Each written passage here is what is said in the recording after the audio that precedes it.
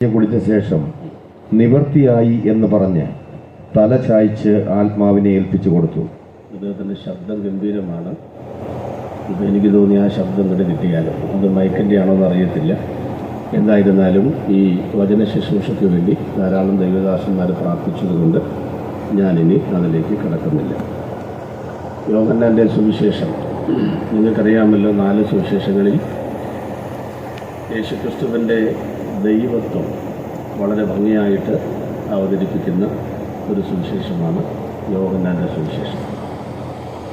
ആ സുവിശേഷത്തിൽ ധാരാളം പ്രത്യേകതകളുണ്ട്.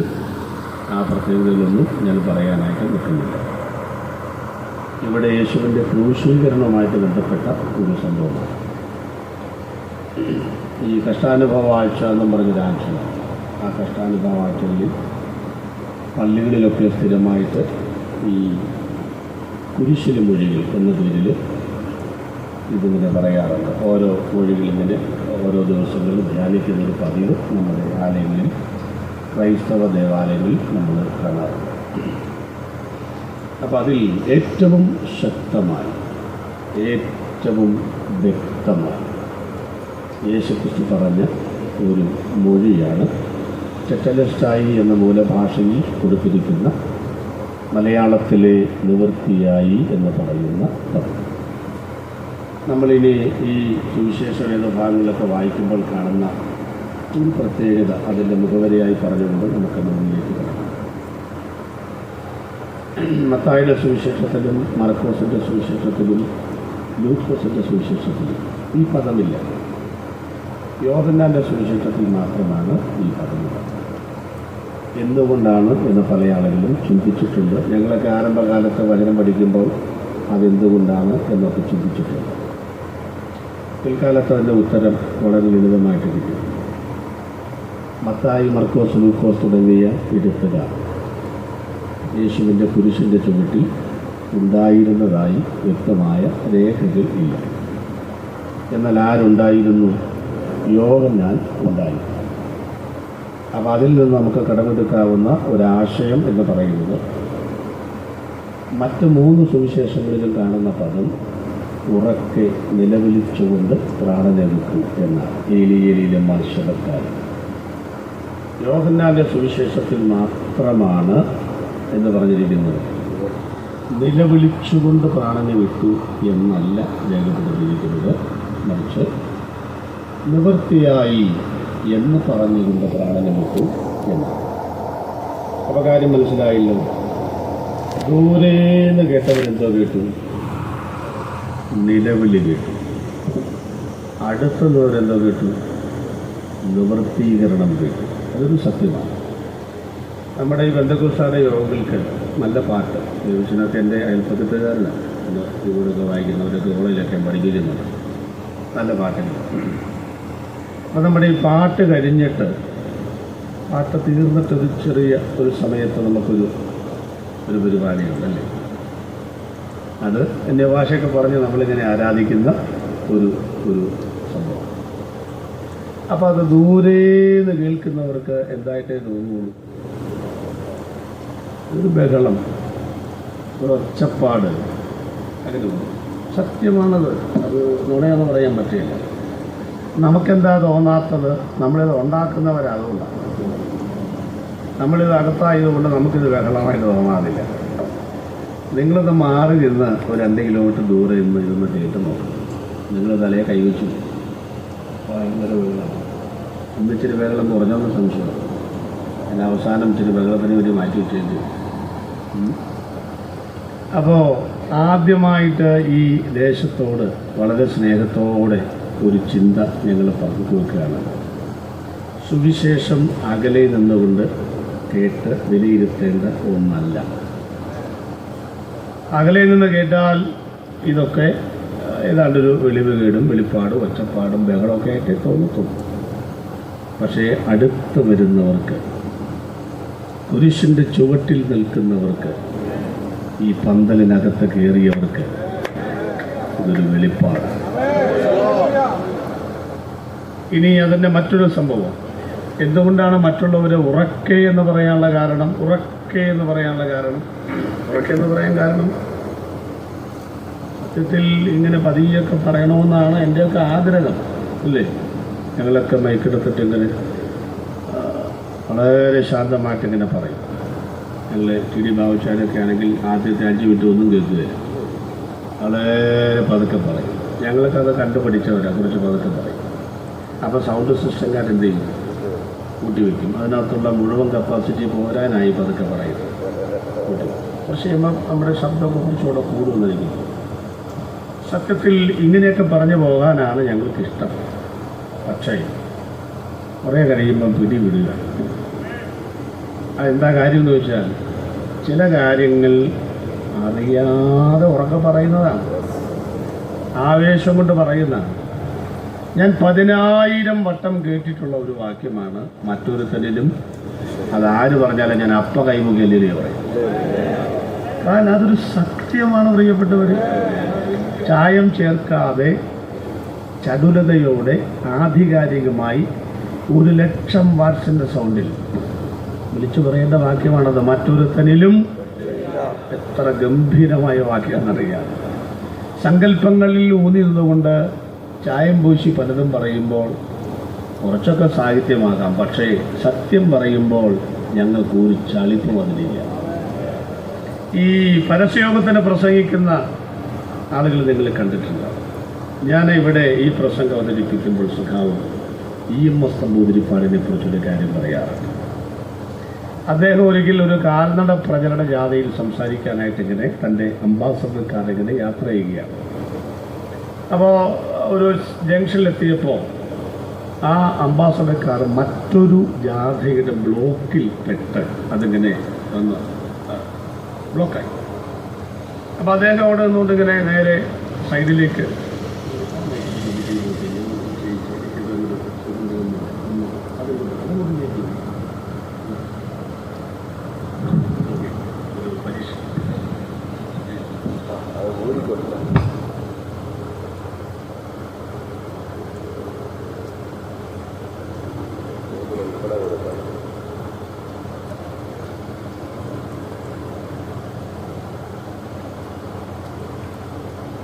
പ്രൈസല്ലോ.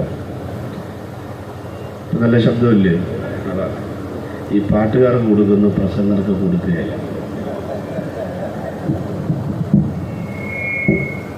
നമ്മളിതിനകത്ത് തുപ്പിലൊക്കെ കുത്തി നിറയ്ക്കുമെന്ന് നമുക്കറിയാം. അവരാകുമ്പോൾ കുഴപ്പമൊന്നുമില്ല, അത് ആരുടെയും കുഴപ്പമല്ല, അതൊക്കെ അങ്ങനെ ഒരു ശീലങ്ങളാണ്. സൗണ്ടുകാരുടെ കുഴപ്പമൊന്നും അല്ല കേട്ടോ. ശരി, അപ്പോൾ കുറച്ചുകൂടെ വെച്ചല്ലേ. അപ്പോൾ ഈ സഖാവ് EMS നമ്പൂതിരിപ്പാടിങ്ങനെ നോക്കിയപ്പം വഴിയരികിൽ നിന്നുകൊണ്ടൊരു ഉപദേശി സുവിശേഷം പ്രസംഗിക്കും, പരസ്യയോഗത്തിന് പ്രസംഗിക്കും. നിങ്ങൾ ശ്രദ്ധിച്ചിട്ടുണ്ടോ അവരെ ഒരാളും മൈൻഡ് ചെയ്യുകയില്ല. അങ്ങനെയാണ് ഞാൻ പണ്ട് പറഞ്ഞുകൊണ്ടിരുന്നത്. ഇപ്പം പറയുന്നത് അവരെ ഉപദേശിമാർ പോലും മൈൻഡ് ചെയ്യുന്നില്ല. അവരെ ആളുകൾ 2 രീതിയിലാണ് പ്രതികരണം. ഒന്ന് പുച്ഛിക്കുക എന്നുള്ളതാണ് ഒരു കാര്യം. പുച്ഛം എന്ന വാക്കിനേക്കാൾ നല്ലത് സുകുമാർ അരിക്കൂട് സാറ് പറഞ്ഞ വാക്കാണ് പുണ്യം. അതാണ് കുറച്ചുകൂടെ നല്ലത്. എന്താണെന്ന് വെച്ചാൽ നമ്മളിങ്ങനെ വലിയ രീതി, ഞാനൊക്കെ കവലപ്രസംഗനായിരുന്നു കേട്ടോ, അങ്ങനെ ഈ രംഗത്തേക്കൊക്കെ വന്നത്. ഞങ്ങളിങ്ങനെ പ്രസംഗിച്ചുകൊണ്ടിരിക്കുമ്പം അവരുടെ ഫുട്പാത്തല്ലേ, അപ്പോൾ ആളുകളിങ്ങനെ അടുത്തോടെ പോകുമ്പോൾ ഒന്ന് നോക്കിച്ചു പോകുന്നതിന്, അതിൻ്റെ പേരാണ് പുച്ഛം. പിന്നെ ഒരു 10-20 മീറ്റർ ദൂരെ നിന്നിങ്ങനെ നോക്കി നിൽക്കും. ഊളൻ, വട്ടൻ, ഭ്രാന്തൻ, വേറെ പണിയൊന്നുമില്ല, നട്ടപ്പുറ വെയിലത്ത്. ആ നോട്ടത്തിൻ്റെ പേരാണ് പുണ്യം. അപ്പോൾ ഇതിനിപ്പോൾ അവരല്ല, നാട്ടുകാരൊക്കെ ഇപ്പം നമ്മുടെ ആളുകളും അതിനൊക്കെ പുച്ഛിച്ചുകൊണ്ടിരിക്കുകയാണല്ലോ. പക്ഷെ ഞാൻ ഈ മൈക്കിൽ കൂടെ കിട്ടാവുന്ന ശബ്ദത്തിൽ ഉറക്കെ പറയുന്നു എൻ്റെ പ്രതികരണം. ഇവിടുത്തെ ലോകമറിയപ്പെടുന്ന കൃപാവരപ്രാപ്തന്മാരോ അല്ലാത്ത പ്രശസ്തരായ ഏത് പാസ്റ്റർമാരെക്കാൾ ഒരു പടി മുമ്പിലാണ് കവലയിൽ പ്രസംഗിക്കുന്നത്.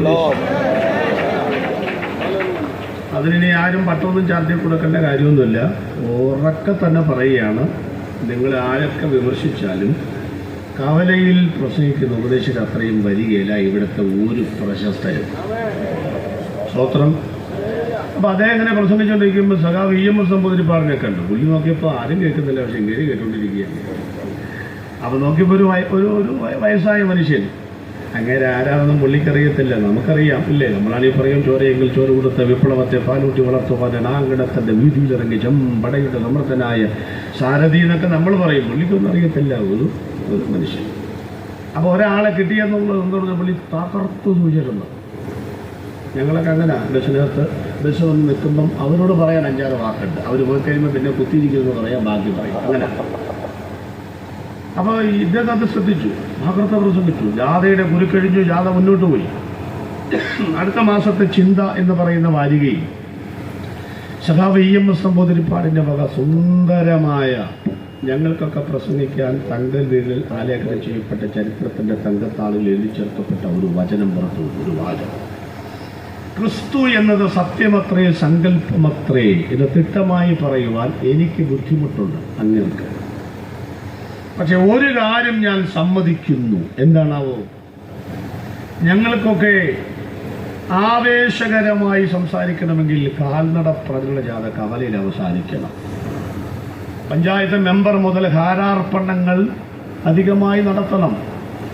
ഒടുവിൽ അതെല്ലാം കൂടെ ഞങ്ങൾ വാരിവെച്ചിട്ടും ഞങ്ങളുടെ പേര് വിളിക്കുമ്പോൾ അണിയൽ എന്താ പറയുക, ഇൻകുലാബ് സിന്ദാബാദിൻ്റെ വിളികൾ ദിഗന്ധങ്ങൾ ഭേദിക്കുമാറ് ഇടിമുഴക്കത്തിൻ്റെ ശബ്ദത്തോടെ പറയുമ്പോഴാണ് അല്പം വിക്കുള്ള എനിക്ക് പോലും അനർഗളമായി സംസാരിക്കുവാൻ ഇടവരുന്നതും ഞരമ്പുകളിൽ ആവേശമുണ്ടാകുന്നതും.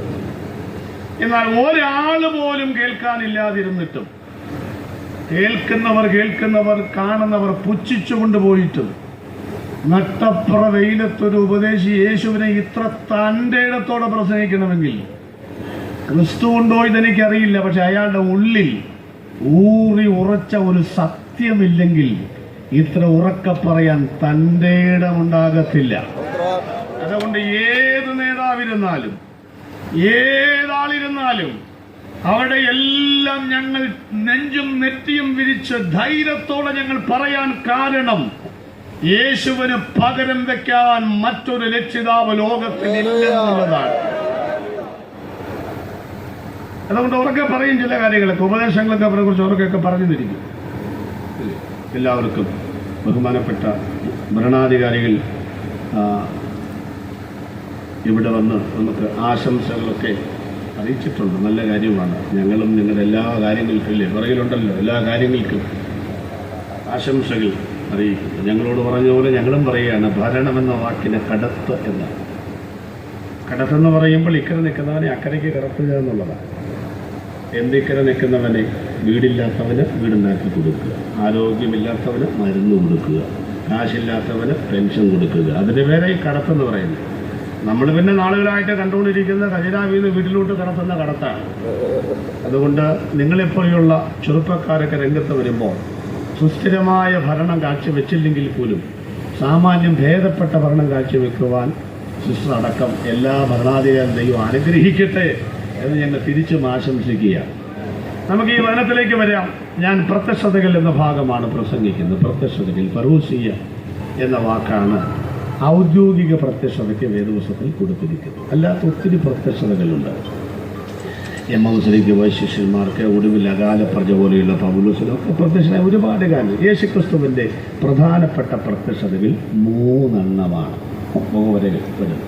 1, 2000 വർഷങ്ങൾക്ക് മുൻപ് വേഷത്തിൽ മനുഷ്യനായി യേശുക്രിസ്തു ലോകത്തിൽ പ്രത്യക്ഷനായി.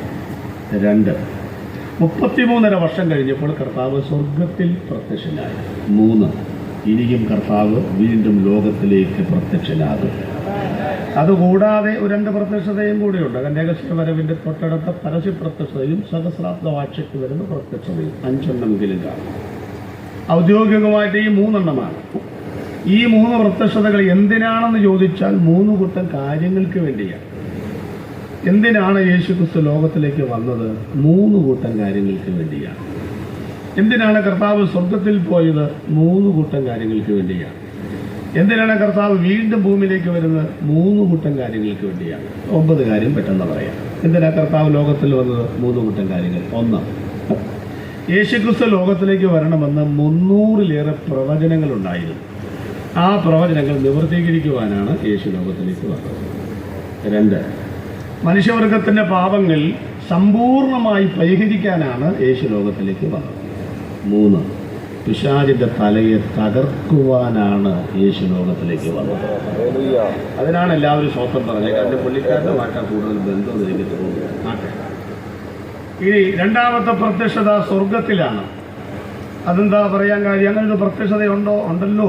എബ്രായ ലേഖനം 9:24 വായിക്കല്ല. ക്രിസ്തു വാസ്തവമായതിൻ്റെ പ്രതിബിംബമായി കൈപ്പണിയായ വിശുദ്ധ മന്ദിരത്തിലേക്കല്ല, ഇപ്പോൾ നമുക്ക് വേണ്ടി സ്വർഗത്തിലേക്ക് അത്ര ദൈവസന്നിധിയിലാണ് പ്രത്യക്ഷത. അപ്പോൾ കർത്താവ് സ്വർഗത്തിൽ പോയതുകൊണ്ട് നമുക്കെന്തോ കിട്ടുന്നു? 3 കാര്യങ്ങൾ. 1, വിശ്വസിക്കുന്നവർക്ക് അവൻ്റെ പരിശുദ്ധാത്മാവിനെ നൽകുന്നു. 2, വിശ്വസിക്കുന്നവർക്ക് വേണ്ടി അവൻ മധ്യസ്ഥത ചെയ്തുകൊണ്ടിരിക്കുന്നു. 3, വിശ്വസിക്കുന്നവർക്ക് വേണ്ടി ഒരു വീട് പണിതുകൊണ്ടിരിക്കുന്നു. വാടകയ്ക്ക് കിടക്കുന്നവരെങ്കിൽ ഒരു സ്വത്രം പറ. ഈ 2 നിലയുള്ള ഒരു സ്വത്രം പറയത്തില്ല. അതൊക്കെ ഞാൻ സമ്മതിച്ചു. പിന്നെ നിങ്ങൾ സ്റ്റേജിൽ നോക്കുമ്പോൾ ദാണ്ട് ഇഷ്ടംപോലെ ഭാഷമാർ പാടത്തെ വെള്ളപ്പൊക്കം ഇരിക്കുന്ന പോലെ എൻ്റെ പുറകെ ഇഷ്ടംപോലെ ഭാഷമാർ ഞാനടക്കം വെള്ളയിട്ടിരിക്കുക. നിങ്ങൾ അവരെ നോക്കുന്നത്. അവർ മറ്റും പറഞ്ഞത് നിങ്ങൾ നോക്കിയിരിക്കേണ്ട. അവർ ചിലപ്പോൾ ഒരക്ഷരം വേണ്ടിയെന്ന് വരികയില്ല. പിന്നെ സെൻട്രൽ പാഷന്മാരൊക്കെ ആയി ചിലപ്പോൾ ഒട്ടും പറയത്തില്ല. അവരൊക്കെ ഈ 2 പാഷന്മാരൊന്നും അങ്ങനെയല്ലെന്നാണ് എൻ്റെ വിചാരം. സ്വത്രം. ഞാൻ ഖത്തറിൽ ചെന്നപ്പോൾ ഒരു അധ്യക്ഷൻ ബഹുമാനപ്പെട്ട പാസ്സായിരുന്നു. അപ്പം നിങ്ങൾ നോക്കുന്നത് ഇവർ സ്വത്രം പറയുന്നില്ലല്ലോ, അപ്പോൾ പിന്നെ ഞങ്ങളും. അതുകൊണ്ട് ദൈവത്തെ ഓർത്ത് എന്നെ പ്രതികരിക്കുന്ന ദൈവദാസന്മാരെ സ്വത്രം പറഞ്ഞ് എനിക്കൊരു പ്രോത്സാഹനം തരണം. ഇല്ലേലും ഞാൻ പ്രസംഗിക്കും, എന്നാലും അങ്ങ് പറയുക സ്വത്രം. അപ്പോൾ അവിടെ ഒരു വീട് ഒരുക്കിക്കൊണ്ടിരിക്കുകയാണ്. 3, യേശു ലോകത്തിലേക്ക് വരും 3 കാര്യങ്ങൾക്ക് വേണ്ടി. 300 പ്രവചനം 1-ാമത്തെ വരവിന്, 625 പ്രവചനം 2-ാമത്തെ വരവിന്. അത് നിവർത്തിക്കാനാണ് വരുന്നത്. 2, രക്ഷിക്കപ്പെട്ട ദൈവമക്കളുടെ ശരീരത്തിൻ്റെ വീണ്ടെടുപ്പ് നടക്കും. 3, ഈ ലോകത്തിൻ്റെ ഭരണം. വിഷമിക്കണ്ട, കുറച്ച് നാളുകളൊക്കെ അവിടെ ഉണ്ടാവുള്ളൂ. പക്ഷേ ആത്യന്തികമായി ഞങ്ങളുടെ യേശു ഭരിക്കും. ഒറ്റ പ്രതിപക്ഷം പോലും ഇല്ലാതെ 5 കൊല്ലമല്ല 1000 വർഷം ഭരിക്കുവാൻ വരുന്ന ഏക ചക്രാധിപതിയും ദൈവാദി ദൈവവും രാജാദി രാജാവുമായ യേശുവിന്റെ പ്രത്യക്ഷതയ്ക്ക് വേണ്ടിയാണ് ഞങ്ങൾ കാത്തിരിക്കുന്നത്. ഇതിൽ ഞാൻ അവതരിപ്പിക്കുന്ന 1-ാമത്തെ പ്രത്യക്ഷതയാണ്. അത് തന്നെ സമയം കിട്ടുമെന്ന് അറിയത്തില്ല. എനിക്ക് 7:30 സമയം തരും, 9 മണിക്ക് നിർത്തണം. 1.5 മണിക്കൂർ കൂടി വന്നൊരു 15 മിനിറ്റ് എടുത്തോളാൻ പറഞ്ഞാണ് എന്നെ വിട്ടത്. ഇവിടെ വന്നപ്പോൾ 7:45 കഴിഞ്ഞ് 8 മണി ആകാറായി. അതിനൊരു വിഷമം മുനിസിപ്പാലിറ്റിക്കൊക്കെ ഉണ്ട്. വിഷമിക്കണ്ട, എന്റെ കയ്യിൽ നിന്ന് പോയത് ഞാനങ്ങ് എടുത്തോളാം. അപ്പൊ ആ പ്രശ്നം തീർന്നിട്ടേ. നിങ്ങൾ എന്തിനാ വിഷമിക്കണേ? അല്ലേ നമുക്ക് പിന്നെ എന്റെ പാസ് അതിന് സർവ്വ പിന്തുണയാ. എന്നോട് പറയുക 1.5 മണിക്കൂറിൽ കുറച്ച് പ്രസംഗിച്ചാൽ എന്ന് പറഞ്ഞാൽ വിട്ടിരിക്കുന്നത്. സ്വത്രം. ഞാനിപ്പോൾ അങ്ങനെയാണ്. കാരണം നമ്മളീ പറയുന്നിടത്തൊന്നും സംഗതി വഞ്ചി കിട്ടുന്നില്ല. നമ്മൾ ഒരു തെറ്റായ വാക്കും പറയും. സമയം മുന്നോട്ട് പോയി. എവിടെ മുന്നോട്ട് പോയി? എൻ്റെ അറിവിൽ ഇന്ന് വരെ വാച്ച് മുന്നോട്ട് ഓടിയിട്ടില്ല. കൃത്യമായിട്ട് ഓടത്തുള്ളൂ. ആര് പുറകോട്ട് പോയി? നമ്മൾ. ആ കുറ്റം പോലും ഇതുവരെ സമ്മതിച്ചിട്ടില്ല. സമയം ചുമ്മാ ഇരിക്കുന്ന വാച്ചിനാ കുഴപ്പം. നമ്മൾ പുറകോട്ട് പോയി എന്ന് പറഞ്ഞ് പഠിക്കാദ്യം. സ്വത്രം. ചിലപ്പോൾ അറിയാതെ ഞാനും പറഞ്ഞു. കാരണം പറഞ്ഞ് അതാ ശീലം, അതാ കുഴപ്പം. അപ്പൊ യേശു 1-ാമത് ലോകത്തിൽ വന്നുകൊണ്ട് എന്തോ കിട്ടി? 3 കാര്യങ്ങൾ. പ്രവചനങ്ങൾ നിവർത്തീകരിക്കപ്പെട്ടു. മനുഷ്യവർഗത്തിന്റെ പാപങ്ങൾ സമ്പൂർണ്ണമായി പരിഹരിക്കപ്പെട്ടു. പിശാചിന്റെ തലയെ തകർത്തു. വേറെ കാര്യങ്ങളൊന്നുമില്ലേ? ഭാഷയൊന്നുമില്ല. അപ്പൊ രോഗികളെ വിടുവിക്കാൻ അതൊക്കെ പുറകെ നടന്ന കാര്യമാണെന്ന്. ഭക്തന്മാർക്ക് വിടുതൽ, കുരുടന്മാർക്ക് കാഴ്ച, കർത്താവിന്റെ പ്രസാദ വർഷം പ്രസംഗത്തിന് വന്നിരിക്കുന്നു എന്ന് പറഞ്ഞുകൊണ്ടാണ് ഇപ്പോഴത്തെ സുവിശേഷ പ്രസംഗങ്ങളെല്ലാം. മരിച്ചവർ കേൾക്കുന്നു, മുടന്തിരി നടക്കുന്നൊക്കെ പറഞ്ഞാണ്. നമ്മുടെ സുവിശേഷ യോഗത്തിന്റെ പേര് തന്നെ മാറ്റിയിട്ടുണ്ട്. മഹോത്സവം അല്ലേ? ഫയർ അല്ല, ഡുനാമിസ്. സുവിശേഷ യോഗത്തിന്റെ പേരുകളായി പറഞ്ഞു. ഇനി എന്തൊക്കെ വരുന്ന ആൾക്കറിയാം. പല പല പേരുകളൊക്കെയാണ് വന്നുകൊണ്ടിരിക്കുന്നത്. ഒരു കാര്യം നിങ്ങൾ ഓർക്കണം. ഈ യേശുക്രിസ്തു ഭൂമിയിൽ ജീവിച്ചിരുന്നപ്പോൾ 3 കുരുടന്മാരെ വിടുവിച്ചിട്ടുള്ളൂ. 3 മരിച്ചവരെ ഉയർപ്പിച്ചു. വേറെ ആരും ചത്തിട്ടില്ല. ഇഷ്ടം പോലെ മരിച്ചു കാണുമെന്ന് യാതിനൊന്നും അല്ലെന്ന് യേശു വന്നത്. ഞാനിങ്ങോട്ട് വന്നപ്പോൾ നാണ്ട ഈ വെയിലകാവ് വന്നപ്പോൾ ചായക്കടയൊക്കെ അന്വേഷിച്ചു. എല്ലാ സ്ഥലത്തെല്ലാം ഒരു 4 മണിക്കൂർ ചായയും പഴംപൊരിയും മോണ്ടയൊക്കെ തിന്നുന്ന പണിയുണ്ട്. അന്വേഷിച്ചപ്പോൾ ഒരു കടയില്ല. എനിക്ക് മനസ്സിലായി ദൈവം ഇവിടെ കരുതി. വന്നപ്പോഴേ ചായയും മോശം. പഴംപൊരി തന്നെ. അപ്പൊ ഞാൻ അവിടെ മേലുകാവ് മറ്റത്തുകൊണ്ട് ചായയും ഒരു ഓണ്ടയും കഴിക്കും. നിങ്ങൾ കണ്ടെന്നിരിക്കട്ടെ. ഉടനെ നിങ്ങളിൽ ഒരാൾ കോൺഷ്യസ് പാസ്റ്ററിന്റെ നാട്ടിലോട്ട് അങ്കമാലിക്ക് വിളിച്ചു പറയുക, അല്ലെങ്കിൽ നമ്മുടെ വലിയ ജോസഫ് പാസ്റ്റർ അങ്കമാലിക്ക് വിളിച്ചു പറയുക, എന്നാ വിശേഷം സുഖം. നമ്മുടെ ജോയി പാറയ്ക്കൽ പാസ്റ്റർ മേലുകാവില് ചായയും ബോണ്ടയും തിന്നാൻ വേണ്ടി വന്നിട്ടുണ്ടായിരുന്നു. ശരിയോ തെറ്റോ? ശരിയാണ്, കാരണം ഞാൻ തിന്നത് പുള്ളി കണ്ടതല്ലേ. അതിനെന്താണ് മാറ്റം? പിന്നെ തെറ്റെന്താണ്? അത് തിന്നാനാണോ ഞാൻ ഇവിടെ വന്നത്? അതാണ് എന്റെ തെറ്റെന്ന് പറയുന്നത്. ഞാൻ അവിടെ നിന്ന് ഇവിടെ വരെ വരാൻ 12,000 രൂപ പെട്രോൾ അടിക്കണം. ആ 2,000 രൂപയ്ക്ക് അങ്കമാലി വന്ന് 10 കിലോ ബോണ്ട മേടിച്ച് വീട്ടിൽ കൊണ്ടുപോയി ഓരോന്ന് ആഴ്ച ഫ്രിഡ്ജിൽ തിന്നത്തൊന്നുകൂടെ. ഞാൻ വന്നത് ബോണ്ട തിന്നാനല്ലെന്ന്, ഇവിടെ പ്രസംഗിക്കാനാണെന്ന് വന്നപ്പോൾ ആ കാര്യം ചെയ്തതാണെന്ന്. അതുകൊണ്ട് രോഗസൗഖ്യവും വിടുതലും ഒക്കെ സെക്കൻഡറിയാണ്. ഒന്നാമത്തെ കാര്യം പാപശമ്പളം, മരണം, നരകം, ന്യായവിധിയിൽ നിന്ന് രക്ഷിക്കാനാണ് യേശു വന്നത്. അത് കുറച്ചുള്ള ഒരു സുവിശേഷ പ്രസംഗവും സുവിശേഷ പ്രസംഗമല്ലെന്നേ. അതൊക്കെ മറിച്ചിട്ട സുവിശേഷമാണ്, വേറെ സുവിശേഷമാണ്, വിപരീത സുവിശേഷമാണ്. നാട്ടിലൊക്കെ ചിലപ്പോൾ 4-5 ഏക്കറൊക്കെ ഉള്ള ആളുകൾ കാണാം അല്ലേ? തെങ്ങ്, കവുങ്ങ് ഒക്കെ. ഈ തെങ്ങിനൊക്കെ തടമെടുക്കുമ്പം വീഴ്ച ഇവിടെ നീങ്ങിയിരിക്കും. ഇടയ്ക്കൊരു ഡോക്ടറൊക്കെ പറയാനുള്ളത്, തെങ്ങിനൊക്കെ തടമെടുക്കുമ്പോൾ ആ മൺകൂലി, ആ തടമെടുക്കുന്നതിനകത്ത് ഒരു ചെറിയ മഞ്ഞൾ അല്ലേ, ഒരു കഷ്ണം ഇഞ്ചി, ഒരു കാന്താരി ഒക്കെ നടും. പറ്റിട്ടില്ലേ? 5ന്റെ മോട്ടോർ വെച്ച് നനയ്ക്കുക. വെള്ളം കെട്ടി നിൽക്കുമ്പോൾ കാന്താരി പറയുക, ഈ ഉടമസ്ഥന് എന്നെ നനയ്ക്കാനാണ് 5ന്റെ മോണോബ്ലോക്ക് പമ്പ് സെറ്റ് മേടിച്ചു കഴിഞ്ഞാൽ മണ്ടൻ, നിന്നെ നനയ്ക്കാനല്ലെന്ന്. തെങ്ങ് ആ കൂടെ നീ നനഞ്ഞതേ ഉള്ളെന്ന്. അതുകൊണ്ട് പ്രിയപ്പെട്ടവരെ, ഞങ്ങളെ സംബന്ധിച്ച് രോഗം മാറിയാലും ഇല്ലേലും, അമേരിക്കയിൽ പോയാലും ഇല്ലേലും, വീട് കിട്ടിയാലും ഇല്ലേലും, ഞങ്ങൾക്ക് തരാനുള്ളതിൽ വെച്ച് ഏറ്റവും വലുതവൻ തന്നു കഴിഞ്ഞു. അതവന്റെ ജീവനാണ്. ഞങ്ങൾക്ക് കൊടുക്കാനുള്ളതിൽ വെച്ച് ഏറ്റവും വലുത് കൊടുത്തു കഴിഞ്ഞു. ശേഷിക്കുന്ന ജീവിതമാണ്. നമ്പർ 1, യേശു ലോകത്തിൽ വന്നത് പ്രവചനങ്ങൾ നിവർത്തീകരിക്കുവാനാണ്. ആരോടാ പറഞ്ഞ പ്രവചനം നിവർത്തീകരിച്ചു? സ്വർഗത്തോട് പറഞ്ഞു, പിതാവേ പ്രവചനങ്ങൾ നിവർത്തീകരിച്ചു. പാപങ്ങൾ പരിഹരിക്കാനാണ്. ഭൂമിയിലുള്ള മനുഷ്യരോട് പറഞ്ഞു, മനുഷ്യവർഗമേ നിങ്ങളുടെ പാപങ്ങൾ പരിഹരിച്ചിരിക്കുന്നു. അധോ ലോകത്തിലേക്ക്, മുംബൈയിലുള്ള മാഫിയ സംഘമല്ല, ഭൂമിയെ 3ആയിട്ട് തിരിച്ചിട്ടുണ്ട്. 35 കിലോമീറ്റർ ക്രസ്റ്റാണ്, 2870 കിലോമീറ്റർ മാൻഡിലാണ്. ഒന്നാമത്തെ ഭാഗത്തിനും രണ്ടാമത്തെ ഭാഗത്തിനും ഇടയിലുള്ള ഒരു സ്ഥലം, അതാണ് 1-ാം പാതാളം, മരിച്ചവരുടെ ആത്മാക്കൾ പോകുന്ന സ്ഥലം. അങ്ങോട്ട് നോക്കിയിട്ട് മരണാധികാരിയായ പിശാചിന്റെ മുഖത്ത് യേശു ക്രിസ്തു പറഞ്ഞു, മരണാധികാരി ഞാൻ പിടിച്ചെടുത്തിരിക്കുന്നു. അപ്പൊ ഈ നിവൃത്തിയായി എന്ന് പറയുന്നത് പരാജയപ്പെട്ടവന്റെ ധീരരോധനമല്ല, മറിച്ച് 3 ലോകത്തോട് വിളിച്ചു പറഞ്ഞ വിജയഭേരിന്റെ ശബ്ദമാണ്. ഒന്നുകൂടെ പറഞ്ഞാൽ, യേശു പറഞ്ഞത് 3 ലോകത്തിന്റെയും ദൈവമാണെന്നേ യേശു. അതല്ലേ സ്വർലോകരുടെയും പറഞ്ഞേ, ഭൂലോകരുടെയും. അടുത്തത്, ഞങ്ങളുടെ ഈ സ്വോത്രത്തിന് ഈ ഗൗരവം ഒച്ചയും കൂടുന്ന കാര്യം എന്നാണെന്നറിയാമോ? ഇരിക്കുന്ന ആളുകളുടെ എണ്ണത്തിനനുസരിച്ചല്ല ഞങ്ങൾ സ്വോത്രം പറയുന്നത്. എഴുന്നള്ളി വന്നിരിക്കുന്ന ദൈവത്തിന്റെ മഹത്വത്തിനനുസരിച്ചാണ് ദൈവത്തെ സ്തുതിക്കുന്നത്. 3/4 ചക്രത്തിന് വിലയില്ലാത്ത മരമുട്ടി കൊണ്ട് തീർത്ത 3-4 പേർ മുക്കുമണ്ഡങ്ങൾ കൊണ്ട് അണിയിച്ചൊരുക്കി മുക്കിയും മൂളിയും ഏതെങ്കിലും മൂലക്കിരുത്തുന്ന ഒരു കുട്ടി ദൈവത്തിന്റെ മുൻപിലല്ല ഇന്ന് രാത്രി ഞങ്ങൾ ഇരിക്കുന്നത്. 3 ലോകവും മുഴങ്ങാൽ മടക്കുവാൻ യോഗ്യമായ നാമമുണ്ടെങ്കിൽ തീരകരമൊന്ന് ചേർത്തടിച്ച് ആവേശത്തോടെ പറയട്ടെ, യേശുവിന് പകരം വയ്ക്കാൻ മറ്റൊരു ദൈവമില്ല ലോകത്തിൽ. പ്രവചനങ്ങൾ നിവൃത്തിയായി. എന്താ പ്രവചനം നിവൃത്തിയായി? എബ്രായ ലേഖനം പാസ്റ്ററല്ലേ വായിക്കുന്നത്? എബ്രായ ലേഖനം 1:1 വായിച്ചോ. പാസ്റ്റർ വായിക്കുന്നുണ്ടെങ്കിലും നിങ്ങളിവിടെ നോക്കിക്കോ. അതിന് തെറ്റ് കണ്ടുപിടിക്കാമെന്ന് നമ്മുടെ പ്രധാനപ്പെട്ട ദൈവം പണ്ട് ഭാഗമായിട്ടും വിവിധമായിട്ടും പ്രവാചകന്മാർ മുഖാന്തരം പിതാക്കന്മാരോട് അരുളി ചെയ്തിട്ട് ഈ അന്ത്യകാലത്ത് പുത്രൻ മുഖാന്തരം നമ്മോട് അരുളി ചെയ്തിരിക്കുന്നു. ദൈവത്തിന് ശബ്ദം തന്നെയാണ് കേട്ടോ, മയക്കിന്റെ കുഴപ്പമല്ല, നല്ല ഒന്നാണ്.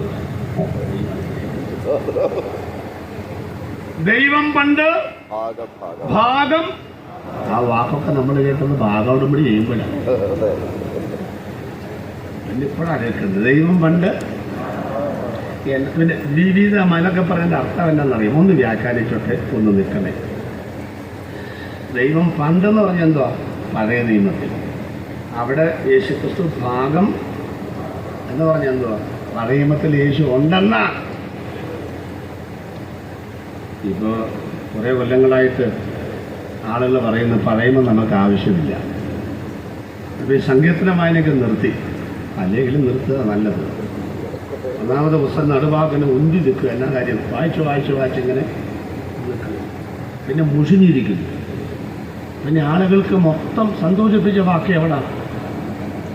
നിങ്ങൾ ആവശ്യമില്ല. ഈ ഉപദേശിമാരുടെ ഉപജീവന മാർഗമാണത്. അതിൽ കയറി കൈവെക്കരുത്. ഒരു കാര്യം പറയാം, ഞങ്ങളതുള്ളത് കൊണ്ടാണ് ഒരു 10-25-50 വാക്കുണ്ട്. ആ വാക്കിനെ ആവർത്തിച്ച് പറഞ്ഞ് ഞങ്ങൾ അവസാനം പറയും, ഈ വാക്കിൽ ഈ സംഗീതത്തിൽ ധാരാളം കാര്യങ്ങളുണ്ട്, പറയാൻ സമയമില്ലാത്തതുകൊണ്ട് അങ്ങനെ പറഞ്ഞാൽ നമ്മൾ ജീവിക്കുന്നത്. അപ്പം അത് കയറി നിങ്ങൾ കൈവെക്കും. നിങ്ങൾ വല്ല ശക്രിയ പ്രവചനോ ഒക്കെ എടുത്തുകൊണ്ട് വരണം കേട്ടോ. സങ്കീർത്തനങ്ങളിലും പ്രവാചക പുസ്തകങ്ങളിൽ എന്നെക്കുറിച്ച് യേശു പറഞ്ഞതാ. പുതിയ നിയമം അബ്രഹാമിന്റെ പുത്രനായ ദാവീദിന്റെ പുത്രനായ 42 തലമുറയാണ്. അപ്പോൾ പഴയത്തിൽ ആരുണ്ട്? യേശു ഉണ്ട്. എന്നിട്ട് കുറച്ച് പേര് പറയും പഴയത്തിൽ നമുക്ക് പറയുമെന്ന് ആവശ്യമില്ല, അത് പിന്നെ കോട്ടയൊന്നും വെക്കത്തില്ല. ഒരു 5-6 കൊല്ലം മുമ്പ് വേറൊരു മഹാൻ പറയുകയാണ്, പഴയ നിയമം വേണ്ട എന്ന് നിങ്ങൾ കേട്ടിട്ടുണ്ടല്ലോ, ഞാനോ നിങ്ങളോട് പറയുന്നത് വേദപുസ്തക ഭാഷയാണ്, പുതിയ നിയമവും നമുക്ക് ആവശ്യമില്ല. അതിൻ്റെ തെളിവ് നിരത്താൻ ഭയങ്കരം വെട്ടുക. അയ്യോ, തെളിവൊക്കെ പറഞ്ഞാൽ നമ്മൾ പെട്ടുപോകും. തെളിവൊക്കെ ഭയങ്കര തെളിവുള്ള പറയുകയാണ്. അപ്പോസ്തലിക സഭയാണ് നമ്മൾ. അപ്പോസ്തലന്മാരുടെ കാലഘട്ടത്തിൽ ബൈബിൾ ഉണ്ടായിരുന്നില്ല. പാപം ചെയ്തിട്ട് വന്ന അനന്യാസിനെയും സഫീറയെയും ദൈവാത്മാവ് വെളിപ്പെടുത്തിയപ്പോൾ ചോദിച്ചു, പരിശുദ്ധാത്മാവിനോട് വ്യാജം കാണിപ്പാൻ സാത്താന്റെ ഹൃദയം കൈവശമാക്കിയത് എന്ത്? ബൈബിളൊക്കെ മാറ്റി വേണ്ടെന്ന് ആവശ്യമില്ല. നമുക്ക് വെളിപ്പാടും ദർശനമുള്ള സഭയായിട്ട് മാറണം. ഇത് പറഞ്ഞപ്പോൾ കുറച്ച് പേര് ആത്മാവിലായി എന്നൊക്കെയാണ് ഞാൻ കേട്ടത്. ഇത് കേട്ടിട്ട് ഒരാൾ എന്നോട് ചോദിച്ചു, പാസ്റ്റർ എന്തോ പറയുന്നു?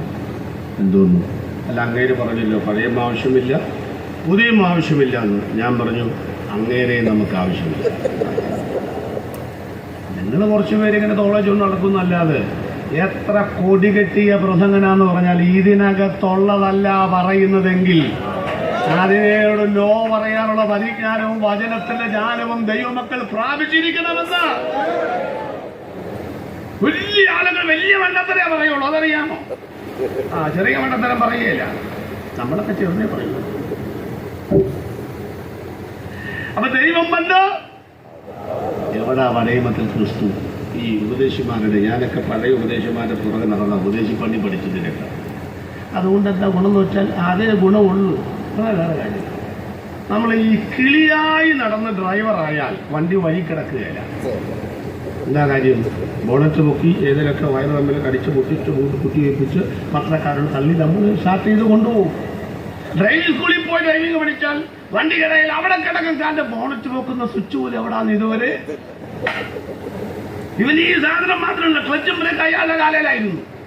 പണ്ട് ഞാൻ പറയുന്നത് എന്തെല്ലാം ഡിഗ്രി ഉണ്ടെന്ന് പറഞ്ഞാലും BTHും BD ഒക്കെ ഉണ്ടെന്ന് പറഞ്ഞാലും തീപ്പെട്ടി ഉണ്ടാക്കണമെങ്കിൽ BD ഉണ്ടായാൽ മാത്രം മതിയോ? ഒരു തീപ്പെട്ടി കൂടെ വേണമെന്നുണ്ടെങ്കിൽ ഏതേലും ഉപദേശിമാരുടെ പുറകെ നടന്നത് പഠിക്കണം.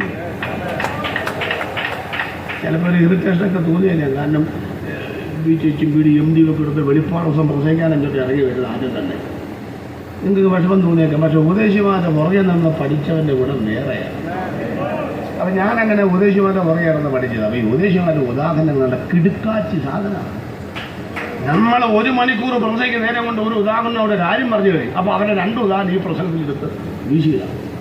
ഒന്നാമത്തെ ഉദാഹരണം, നമ്മൾ ഇവിടുത്തെ മുനിസിപ്പൽ പാസ്റ്റർ ഈ വീട് വിട്ട് കുറച്ച് നാളത്തേക്ക് വിദേശത്ത് പോകാമെന്നിരിക്കട്ടെ. പോയിട്ടുണ്ട് വോട്ട് ഇതൊക്കെ ഒരു ദൂരാട്ടം കേട്ടു. ഇതിനൊക്കെ സ്വന്തം പറയണ്ടായി. അപ്പോൾ ഓന്നിരിക്കട്ടെ. അപ്പോൾ ഇവിടെ ഭാഷയിലൊക്കെ വേറെ ഭാഷമാരൊക്കെ വരിക സ്വന്തം വീട്ടിലെ കാര്യം പറഞ്ഞ് അതിനൊക്കെ ഓഫ് ചെയ്ത് എല്ലാം പോകും. അപ്പോൾ തിരിച്ചു വരുമ്പോൾ ആദ്യം എന്ത് ചെയ്തു? മെയിൻ സ്വിച്ച് ഓൺ ചെയ്തു. 35 മീറ്ററിൽ കൂടുതൽ വരുന്ന സർവീസ് വയറിൽ കൊണ്ട് കറണ്ട് നമ്മുടെ വീട്ടിലേക്ക് വന്നു. ശ്രദ്ധിച്ചു, കറണ്ട് വന്നേ ഉള്ളൂ, അല്ലാതെ എല്ലാ മുറിയിൽ ലൈറ്റ് തെളിഞ്ഞൊന്നും അല്ല. ബെഡ്റൂമിൽ, കിച്ചണിൽ, ടോയ്ലറ്റിൽ, വിസിറ്റിംഗ് റൂമിൽ, ഡൈനിങ് ഹാളിലൊക്കെ അതാത് സ്ഥലത്ത് ബൾബ് തെളിയണമെങ്കിൽ അതാത് സ്ഥലത്തുള്ള സ്വിച്ച് അമർത്തണം. അല്ലാണ്ട് ഒറ്റ സ്വിച്ചിൽ എല്ലാം കൂടെ കത്തുന്ന കൺവെൻഷനാണ്. ഇതിപ്പോൾ ഇങ്ങോട്ട് അത് പറഞ്ഞ് ഓഫ് ചെയ്യാൻ പറഞ്ഞാൽ അവർ പറയും സാറേ അത് ഓഫ് ചെയ്ത് എല്ലാം കൂടെ കിട്ടുള്ളൂ. അതാ കൺവെൻഷനാണ്, അതെൻ്റെ രീതിയാണ്. വീട്ടിലങ്ങനെയാണോ? ഇതുപോലെ പഴയമത്തിലെ 39 പുസ്തകത്തിലും ക്രിസ്തു ഉണ്ട്. സ്വിച്ച് കണ്ടുപിടിക്കണം. അത് കണ്ടുപിടിക്കാനുള്ള വിഷമം കൊണ്ടാണ് പഴയമത്തിൽ യേശുവില്ല എന്ന് പറയുന്നത്. അതിനെ കുറച്ച് പണിയെടുക്കണം. ഇതിപ്പോൾ പണിയെടുക്കുന്നവരുണ്ട്. പണ്ടൊക്കെ ഞങ്ങൾ പറഞ്ഞിരുന്നു, ഞാൻ കർത്താവിൽ നിന്ന് പ്രാപിക്കുകയും നിങ്ങൾക്ക് ഇപ്പൊ തിരിച്ചിട്ടു, ഞാൻ കമ്പ്യൂട്ടറിൽ നിന്ന് പ്രാപിക്കുകയും വാട്സാപ്പിൽ കൂടെ നിങ്ങൾക്ക് അയച്ചു തരികയും ചെയ്ത് എന്തെന്നാണ് പ്രശ്നം. ഒത്തിരിക്കുക ആ സ്വിച്ച് പറയപ്പെടുന്നില്ല. ഉൽപ്പത്തി പുസ്തകം 3-ാം അധ്യായത്തിൽ ഒന്നും എടുക്കണ്ട. 15, 16, 17 വന്നിങ്ങനെ അങ്ങോട്ട് ഞെക്കണം. അപ്പോൾ ഒരു ബൾബ് തെളിയും. ബൾബിന്റെ പേര് സ്ത്രീയുടെ സന്തതി. എന്നാ നല്ല ബൾബാണ്. പുറപ്പാട് പുസ്തകം 12-ാമത്തെ 4-ാമത്തെ വാക്കിൽ ഞെക്കുമ്പം ആലതിന് ബൾബ് തെളിയും. കുഞ്ഞാ. സംഖ്യാപുസ്തകത്തിൽ അടിക്കപ്പെട്ട പാറ. ലേവ്യ പുസ്തകത്തിൽ കൺവെൻഷന്റെ വിളക്ക് പോലെ 7 യാഗങ്ങളാണ്. 5 ഒന്നും ചുവന്ന പശുക്കിടാവിന്റെ യാഗവും കരപൂരണ യാഗമടക്കം 7 യാഗങ്ങളുടെ പൊരുളാണ്. ആവർത്തന പുസ്തകത്തിൽ വരുവാനുള്ള പ്രവാചകൻ. യോശുവയുടെ പുസ്തകത്തിൽ സർവ്വസൈന്യാധിപൻ. ന്യായാധിപന്മാരുടെ പുസ്തകത്തിൽ 18 എന്ന് പറഞ്ഞാൽ ശമൂവേലും ഏലിയും യോവേലും അബിയാവും അടക്കം ചേർത്താൽ 18 ന്യായാധിപന്മാർക്ക് മീതെ ന്യായപാലനം ചെയ്യുന്ന ന്യായകർത്താവ്. 1-2 ശമൂവേലിൽ പ്രവാചക വരേണ്യൻ. 1-2 രാജാക്കന്മാരിൽ 41 രാജാക്കന്മാർക്ക് മീതെ രാജ്യം ഭരിക്കുന്ന രാജാതി രാജാവ്. 1-2 ദിനവൃത്താന്തങ്ങളിൽ കർത്താതി കർത്താവ്. രൂത്തിൽ അവൻ വീണ്ടെടുപ്പുകാരനായ ബോവസായിട്ടും എസ്തേറിൽ ഒരു മധ്യസ്ഥന്റെ രൂപത്തിലും നെഹമ്യാവിന്റെ പുസ്തകത്തിൽ രാഷ്ട്രത്തിന്റെ പുനഃസ്ഥാപകനായിട്ടും സങ്കീർത്തനങ്ങളിൽ ലിയോവിന്റെ പുസ്തകത്തിൽ കഷ്ടപ്പെടുന്ന മഷികയായിട്ടും സങ്കീർത്തനങ്ങളിൽ ആടുകളുടെ വലിയ ഇടയനായിട്ടും സദൃശവാക്യത്തിൽ സർവജ്ഞാനിയായിട്ടും സഭാപ്രസംഗിയിൽ സകലവും നിയന്ത്രിക്കുന്നവനായിട്ടും ഉത്തമഗീതത്തിൽ സഭയുടെ മണവാളനും പ്രിയനും തോഴനും കാന്തനുമായിട്ടും യെശയ്യാവ്, യിരെമ്യാവ്, എഹെസ്കേൽ, ദാനിയേൽ 4 വലിയ പ്രവാചകന്മാരും ശേഷിക്കുന്ന 12 ചെറിയ പ്രവാചകന്മാരും അടങ്ങുന്ന 16 പ്രവാചകന്മാരുടെ വിലാപങ്ങളുടെ പുസ്തകം അടക്കമുള്ള 17 പ്രവചന ഗ്രന്ഥങ്ങളിൽ അവൻ യഹൂദജാതിയുടെ ചിരകാല പ്രതീക്ഷിത മശഹയായിട്ടും രേഖപ്പെടുത്തിയിട്ടുണ്ട്. മത്തായിൽ രാജാവ്, മർക്കോസിൽ ദാസൻ, ലൂക്കോസിൽ മനുഷ്യപുത്രൻ, യോഹന്നാനിൽ ദൈവത്തിന്റെ പുത്രൻ, പ്രവർത്തന പുസ്തകത്തിൽ ചരിത്രത്തിന്റെ നെടുന്തൂണ്, ലേഖനങ്ങളിൽ സഭയുടെ ഭാവി പ്രത്യാശ. കൈയടക്കത്തോടെ നമ്മളിരിക്കുന്ന വെളിപ്പാട് പുസ്തകത്തിനകത്ത് ചുമ്മാതല്ല 7 പൊൻ നിലവിളക്കുകൾക്ക് നടുവിൽ, നമ്മുടെ നടുവിൽ മാറത്ത പൊൻകച്ച കെട്ടിയവനായി നടക്കുന്ന കർത്താവ്. അതാണ് വെളിപ്പാടിൽ കുഞ്ഞാടറക്കപ്പെട്ടതുപോലെ ബാക്കി നിൽക്കുന്നത്. ഒരാടും അറക്കപ്പെട്ടതും നിന്നിട്ടില്ല, കിടന്ന് പിടച്ചിട്ടേ ഉള്ളൂ.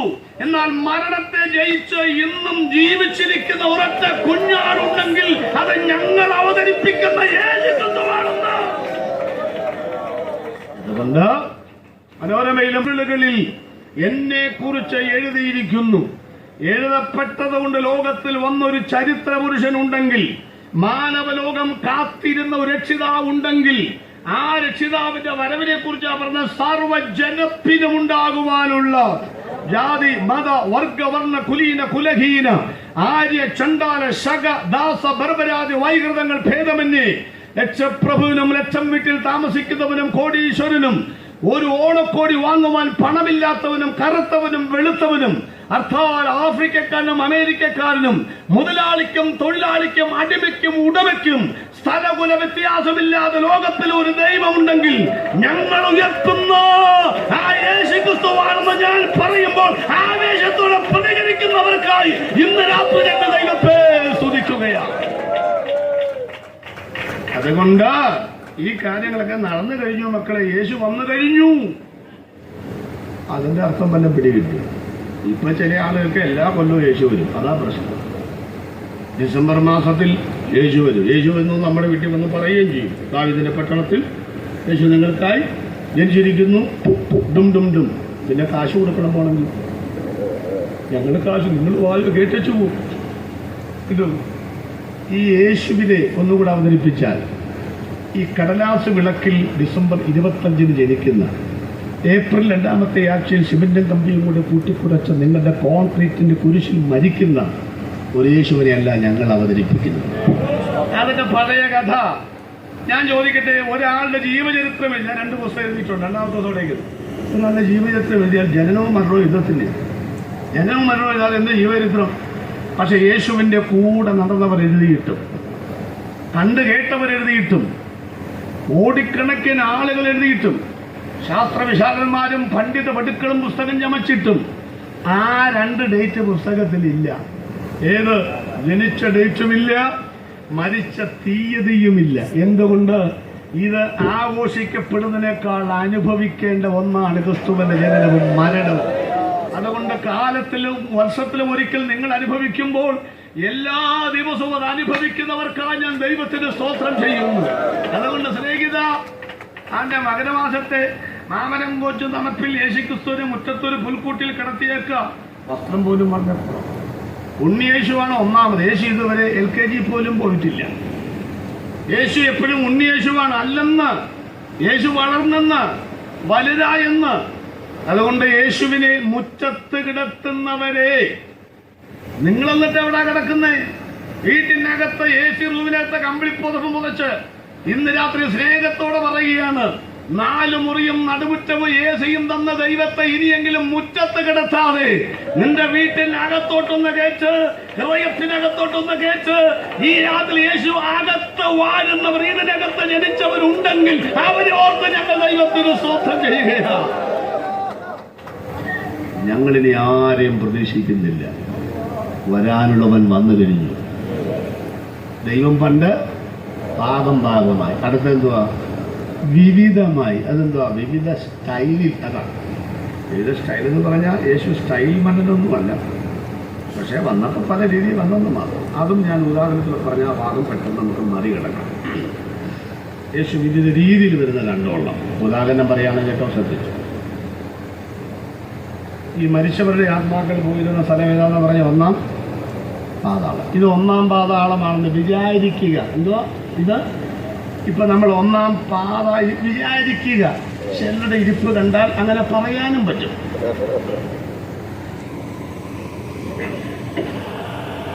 നമ്മളിങ്ങനെ ഇരിക്കുമ്പം പെട്ടെന്നൊരു കുലുക്കം, എന്തോ പൊട്ടിത്തകരുന്ന പോലെ പാതാളത്തിന്റെ പൂട്ടുകൾ തുറന്നു. നടുക്ക ഒരുവൻ പ്രത്യക്ഷപ്പെട്ടു. തേജസ് വാരി ചുറ്റിയതുപോലെ ആഴത്തിൻ്റെ ആഴങ്ങൾ തോറ്റുപോകുന്ന മിഴിച്ചിപ്പുകളും തോളറ്റം കിടക്കുന്ന ചുരുണ്ട മുടിയും നീണ്ടു നീർന്ന നാസികയും എന്നോ ഭംഗി.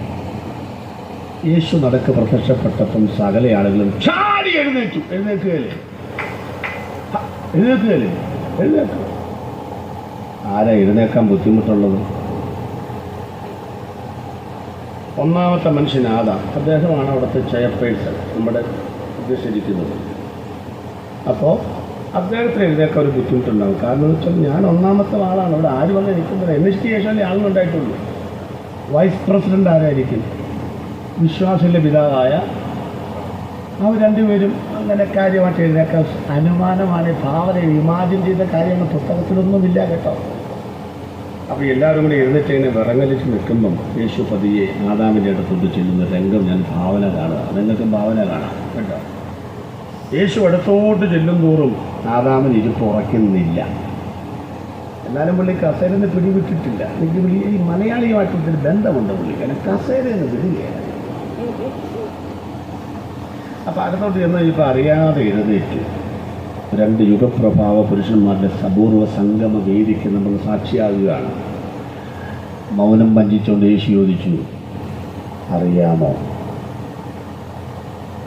ആദാം പറഞ്ഞു, കണ്ട ഓർമ്മ ഇല്ല. കാരണം എല്ലാവരും ജനിച്ചപ്പോൾ പുള്ളിക്കറിയാം. കണ്ട ഓർമ്മ ഇല്ല. യേശു പറഞ്ഞു, എനിക്കറിയാം. എങ്ങനെ അറിയാം? നന്നായിട്ടറിയാം. എനിക്ക് 930, ഇങ്ങൾക്ക് 33. എങ്ങനെ അറിയും? അത് 4000 കൊല്ലം കഴിഞ്ഞ് എങ്ങനെ അറിയും? യേശു പറഞ്ഞു, താങ്കൾ പണ്ട് ഏതൻ തോട്ടത്തിലായിരുന്നല്ലോ. ആയിരുന്നു. ദൈവത്തിൻ്റെ കൂടെയൊക്കെ നടക്കുമായിരുന്നല്ലോ. ഞാനേ നടന്നിട്ടുള്ളൂ, വേറെ ആരും നടന്നിട്ടില്ല. അതിൻ്റെയൊക്കെ ഒരിക്കൽ പാപം ചെയ്തതും അത്തിയില കൊണ്ടുള്ള ഉടുപ്പുണ്ടാക്കി തുന്നി മരത്തിൻ്റെ മറവിലേക്ക് പോയതും വെയിലറിയപ്പോൾ അത് ചുരുങ്ങി ഇപ്പോഴത്തെ പിള്ളേരുടെ പാൻറ്റിൻ്റെ മൂട് പോലെ ആയതും പിന്നെ തിരിച്ച് വിളിച്ചപ്പോൾ ആകപ്പാടെ നാണം കെട്ട് വന്നതും ഓർമ്മയുണ്ടോ? ഇത്ര കൃത്യമായിട്ട് പറയാൻ ആരാ ആരാ ആരാ ആരാ ആരാ ആരാ? അതെ, ഈ താങ്കളുടെ ആ അത്തിയിലുള്ള ഉടുപ്പ് അങ്ങോട്ട് മാറ്റി ഒരു തോലുകൊണ്ട് ഉടുപ്പുണ്ടാക്കി, ശരിയാന്ന് ഒന്ന് ഭാവന കണ്ടു നോക്ക്. അവിടെ വേദപുസ്തകത്തിൽ ദൈവശാസ്ത്രത്തിൽ മൃഗമറക്കപ്പെട്ടു എന്നൊരു പദമില്ല, ഇല്ല, അങ്ങനെയൊന്നുമില്ല. പക്ഷെ നമുക്ക് ഊഹിച്ചെടുക്കാവുന്നതേ ഉള്ളൂ. എന്താണ്? മൃഗമില്ലാതെയും ദൈവത്തിന് തോലൊക്കെ ഉണ്ടാക്കാം, അങ്ങനെയൊക്കെ ചെയ്യാം. എന്നാലും മനുഷ്യർക്ക് മനസ്സിലാക്കുന്ന ഭാഷയെ പറഞ്ഞാൽ മൃഗം യാഗമാകാതെ തോലുണ്ടാകുമോ? അച്ഛാ, താങ്കളുടെ തോലേതാ, ആ മൃഗമേതാ? ആകാൻ പറഞ്ഞു, ഞാനത് അന്വേഷിച്ച് നടക്കുക മോനെ. എൻ്റെ നഗ്നത മറയ്ക്കാൻ അന്ന് ഞാൻ പോലും അറിയാതെ മറവിടങ്ങളിൽ യാഗമായി തീർന്ന ആ മൃഗമേതാ?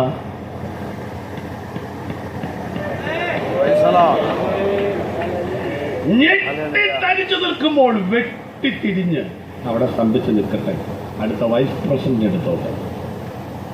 ഒരു 50 വാര വന്നപ്പോഴേ അബ്രഹാം പറഞ്ഞു, മനസ്സിലായി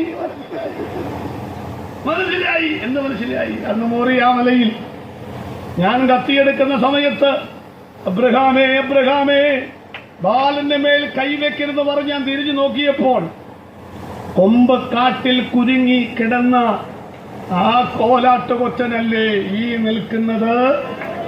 100 മാർക്ക്. യെശയ്യാവിന്റെയും ന്യായാധിപന്മാരുടെയും ഒക്കെ അടുക്കൽ ചെന്ന് ഓരോന്നിങ്ങനെ പറഞ്ഞു വന്നപ്പോ ചാടി യോഹന്നാൻ മണ്ണിച്ച് പറഞ്ഞു, ഞാൻ പറഞ്ഞില്ലേ ഒരു പുള്ളിയെ കണ്ടെച്ചാ വന്നേന്ന്? ഇതാ ലോകത്തിന്റെ പാപത്തെ ചുമക്കുന്ന ദൈവത്തിന്റെ കുഞ്ഞാണ്. പിന്നെ 3 ദിവസം അവിടെ എന്തായിരുന്നു നമ്മൾ ചിന്തിച്ചാൽ മതി. വിടുതൽ മഹോത്സവത്തിന്റെ പൂരമായിരുന്നു. സ്തോത്രം സ്തോത്രം. ഉൽപ്പത്തി പുസ്തകത്തിൽ മറവിടങ്ങളിൽ ആ യാഗമായി തീർന്ന കുഞ്ഞാടായിട്ടും ഉയർന്നു പോകുന്ന പെട്ടകമായിട്ടും മോറിയാമലയിലെ കുഞ്ഞാടായിട്ടും അവൻ വെളിപ്പെട്ടെങ്കിൽ 2000 വർഷം മുൻപ് പെസഹ കുഞ്ഞാടായി യാഗമായി തീർന്ന ശേഷം ഇന്നവൻ അങ്ങനെ സാദൃശ്യങ്ങൾ കൂടെ വെളിപ്പെടുന്നില്ല. ഇന്ന് വെളിപ്പെടുന്ന വചനത്തിൽ കൂടെയാണ്, ഇന്ന് വെളിപ്പെടുന്ന സുവിശേഷ പ്രസംഗത്തിൽ കൂടെയാണ്.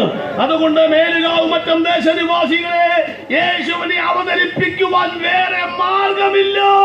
സുവിശേഷമല്ലാതെ മറ്റൊരു മാധ്യമം ദൈവം അനുവദിച്ചിട്ടില്ല എന്ന് തിരിച്ചറിയാം.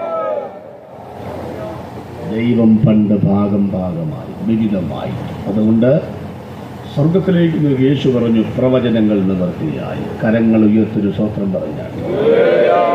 രണ്ടാമത്തെ ചിന്ത, മനുഷ്യവർഗത്തിന്റെ പാപങ്ങൾ സമ്പൂർണ്ണമായി പരിഹരിക്കപ്പെട്ടു.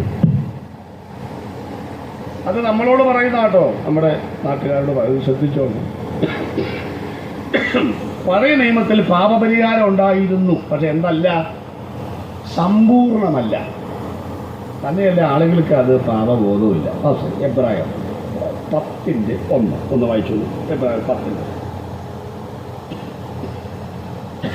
ന്യായപ്രമാണം വരുവാനുള്ള നന്മകളുടെ നിഴലല്ലാതെ കാര്യങ്ങളുടെ സാക്ഷാൽ സ്വരൂപമല്ലായക കൊണ്ട് ആണ്ടുതോറും ഇടവിടാതെ കഴിച്ചു വരുന്ന അതേ യാഗങ്ങളാൽ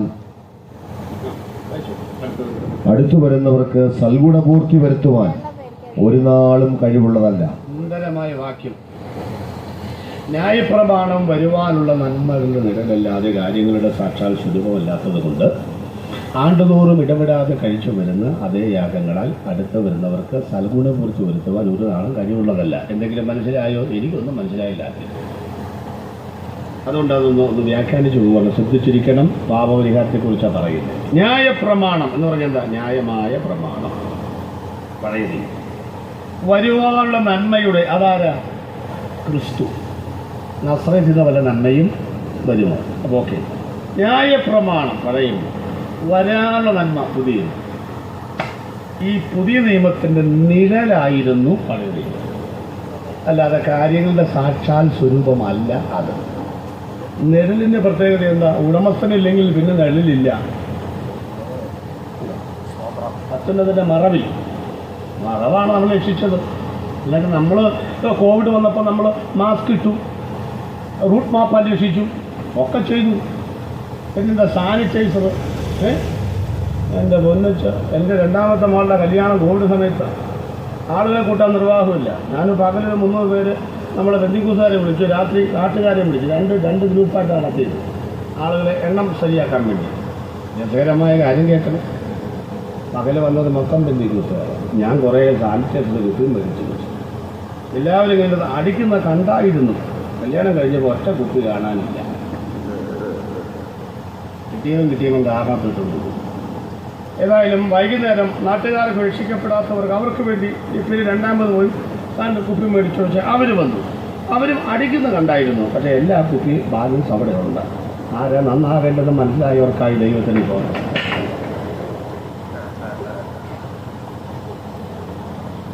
അങ്ങനെയൊക്കെ കാര്യങ്ങളുടെ കിടപ്പൊക്കെ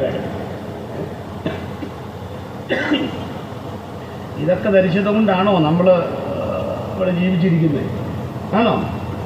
അതൊന്നുമല്ലെന്ന്. പിന്നെ എന്തുവാ? അത്യുന്നതൻ്റെ സർവശക്തൻ്റെ മറവിനും നിഴലിനും നമ്മൾ സൂക്ഷിക്കാൻ കഴിയുമോ? പിന്നെന്താ സംശയം? ഒരു AK-47 തുളച്ച് കയറത്തില്ല ഈ ചിറകിൻ്റെ അടിയിൽ കൂടെ. നടുക്കെട്ട് കെട്ടിയത് കൊണ്ടോ, കാലിൽ ചെരുപ്പിട്ടത് കൊണ്ടോ, വടി പിടിച്ച് തിന്നത് കൊണ്ടോ, തിടുക്കത്തിൽ തിന്നത് കൊണ്ടോ, പുളിപ്പില്ലാത്ത അപ്പമായത് കൊണ്ടോ അല്ല നിങ്ങൾ ജീവിച്ചിരിക്കുന്നത്. മറിച്ച് ഉറയിൽ കിടന്ന വാൾ ഊരാതിരുന്നതിൻ്റെ കാരണം ദൂതൻ നോക്കിയപ്പോൾ കുഞ്ഞാടി രക്തം കട്ടളക്കാരിന്മേൽ പുരട്ടിയിരിക്കുന്നു. സാനിറ്റൈസർ അല്ല, മാസ്ക് അല്ല നിന്നവിടെ ഇരുത്തിയിരിക്കുന്ന, മറിച്ച് ഈ ദൈവത്തിന്റെ കുഞ്ഞാട് രക്തമാണെന്ന് തിരിച്ചറിയുന്നവരുണ്ടെങ്കിൽ അവരെ ഓർപ്പാണ് പൊരുളല്ല അതിന്റെ ദോഷം. അതുകൊണ്ട് അടുത്ത് വരുന്നവർക്ക് സൽഗുണപൂർത്തി ഒരു നാളും. യേശു പറഞ്ഞു, എൻ്റെ പിതാവ് സൽഗുണപൂർണ്ണൻ ആയിരിക്കുന്ന പോലെ നിങ്ങൾ സൽഗുണപൂർണ്ണാകുവീ. അപ്പൊ കാര്യം പിടികിട്ടി. ഒന്നുകൂടെ വ്യക്തമാക്കാൻ തന്നെ ശരിയാകും പറയും. പഴയ നിയമത്തിൽ പാപപരിഹാരം ഉണ്ടായിരുന്നെങ്കിലും സമ്പൂർണ്ണമല്ല. തെളിവ്, ഇതൊരു ദൈവസഭയാണ്. ഇവിടുത്തെ പാസ്റ്ററാണ് മോൻസിക്കാണ്. മോൻസിക്കാണ്. ഇദ്ദേഹം യഹൂദ പുരോഹിതനാണെന്ന് ഇരിക്കട്ടെ തൽക്കാലം, കുറച്ച് നേരത്തേക്ക്. അപ്പോൾ അതിൻ്റെ താഴെ കാഞ്ഞിരങ്കവലല്ലേ, കാഞ്ഞിരങ്കവലയിൽ ആളുകൾ ഇറങ്ങി. നിങ്ങളൊക്കെ യഹൂദന്മാർ, നമ്മൾ മൊത്തം മാറ്റിയേക്കുക. അവിടെ ഇറങ്ങിയിട്ട് അന്ന് വണ്ടിയൊന്നുമില്ല. ആളുകൾ ഇങ്ങോട്ട് ആരാധിക്ക് പോലും കേട്ടോ. അപ്പോൾ മത്തായിച്ചേൻ്റെ കയ്യിൽ 2 കുറുപ്പറാവുണ്ട്. അപ്പോൾ ഈ പണ്ടൊക്കെ നമ്മൾ ആരാധിക്ക് പോകുമ്പോൾ ഈ സർവേക്കല്ല് ഓന്തിരിക്കുന്ന പോലെ ചില ആളുകൾ നമ്മൾ പോകുമ്പോൾ ഹോസ്ത്രം, ശരിക്കും പറഞ്ഞാൽ ആ ഓന്തന്മാരുടെ ശബ്ദമാണ് നമ്മൾ ചാർജ് ചെയ്തത്. നമ്മൾ ആ പരിഹാസമൊക്കെ കേട്ടിട്ട് സഭയിലേക്ക് വരുമ്പോൾ സാക്ഷ്യം പറയാൻ നേരത്താണ് നമ്മൾ പറയുന്നത്, പരിഹാസം ചൊല്ലി ശത്രു നേർക്കു വരുമ്പോൾ സ്തോത്രം പാടി ആശ്വസിപ്പാൻ ശക്തി നൽകുന്ന ക്രിസ്ത്യ ജീവിതം പോൽ ഭാഗ്യം പാരിലെന്തുള്ളൂ. ക്രിസ്ത്യ ജീവിതം പോൽ ഭാഗ്യം. ഓ കഷ്ടതയും പട്ടിണിയും ഏറിടും നേരം, കഷ്ടതയും ക്ലേശം കൂടാതെ നിൽപ്പാൻ ശക്തി നൽകുന്ന, മനക്ലേശം കൂടാതെ നിൽപ്പാൻ ശക്തി നൽകുന്ന ക്രിസ്ത്യ ജീവിതം പോൽ ഭാഗ്യം ആരിലെന്തുള്ളൂ.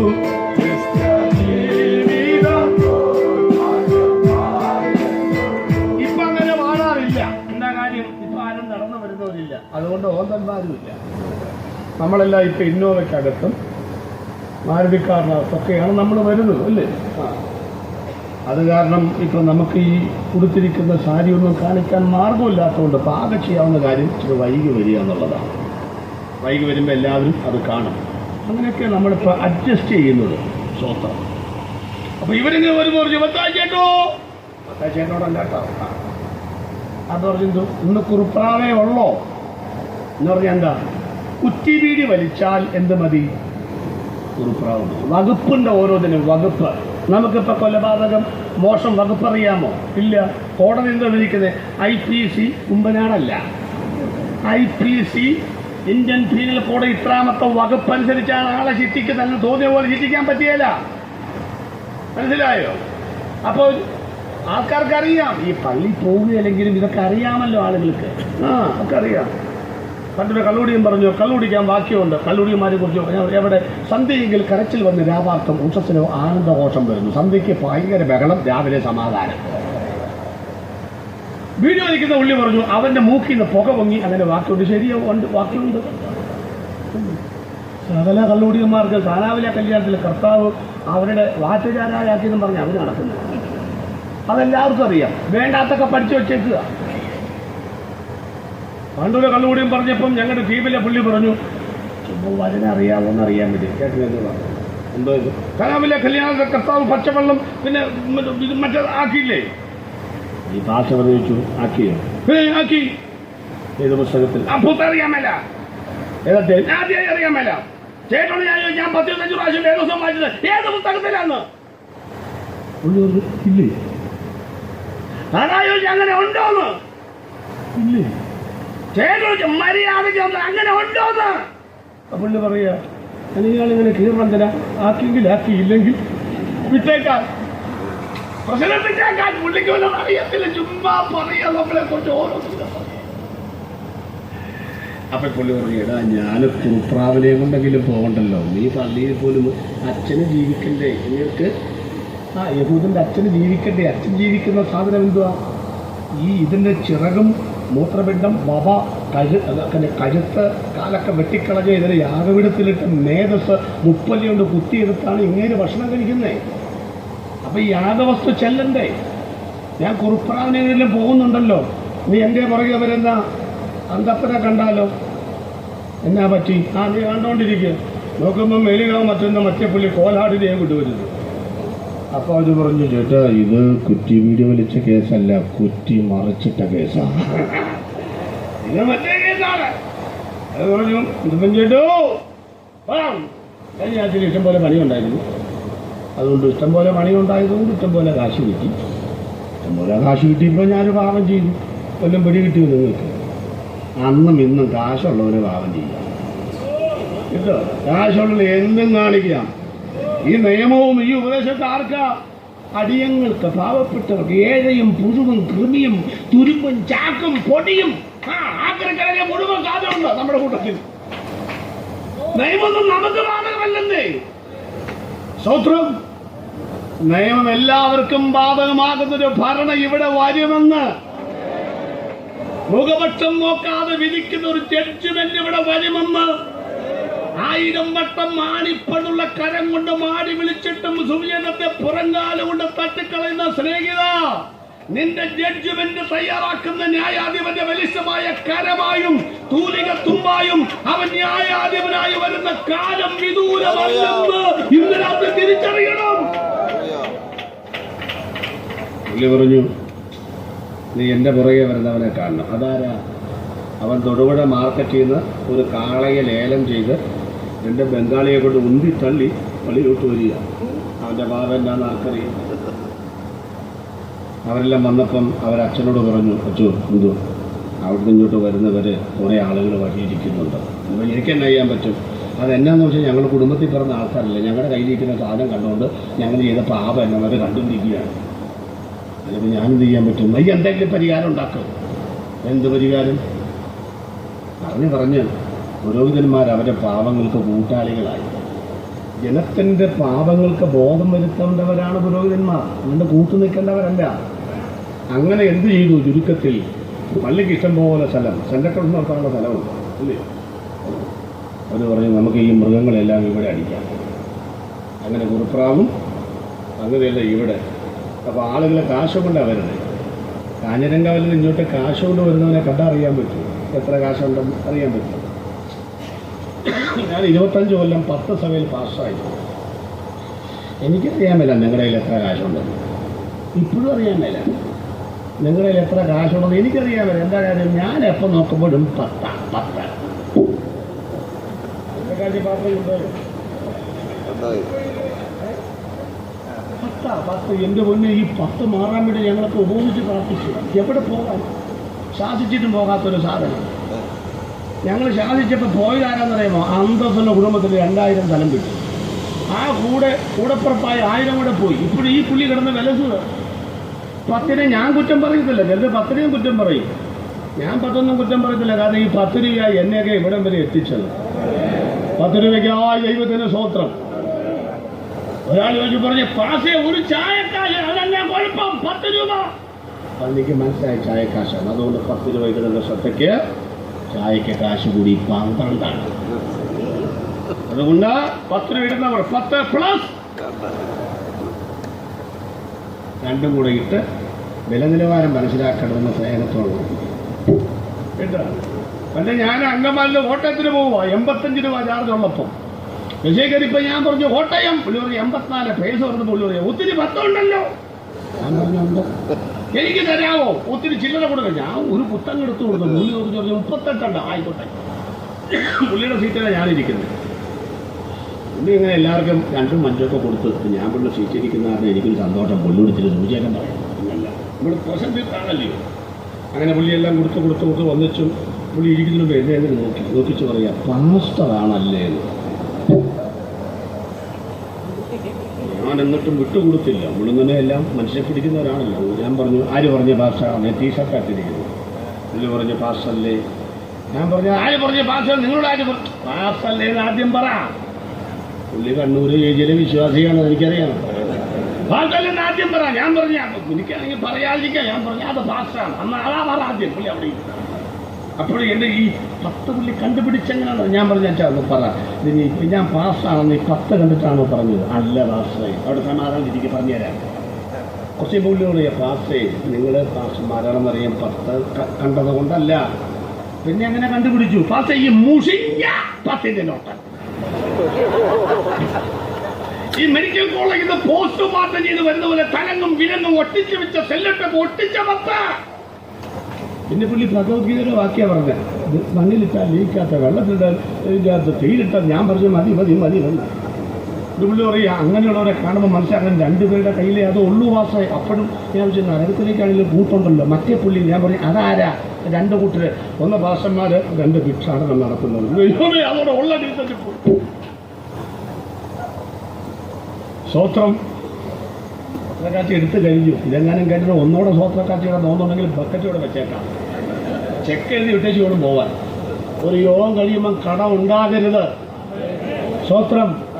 450 രൂപ 1 കിലോ ഇറച്ചിക്ക് ഒരു മടിയില്ലാതെ 500 അങ്ങ് എടുത്തു കൊടുക്കുന്ന നിങ്ങൾ എന്തുകൊണ്ടാണ് 2000 പിൻവലിച്ചെന്നറിയാമോ? ഞാൻ പറയാം. 2000 കണ്ടിട്ടുള്ളവർ കൈവക്ക്. അനുഭവിച്ചിട്ടുള്ളവര് കണ്ടിട്ടുണ്ട്.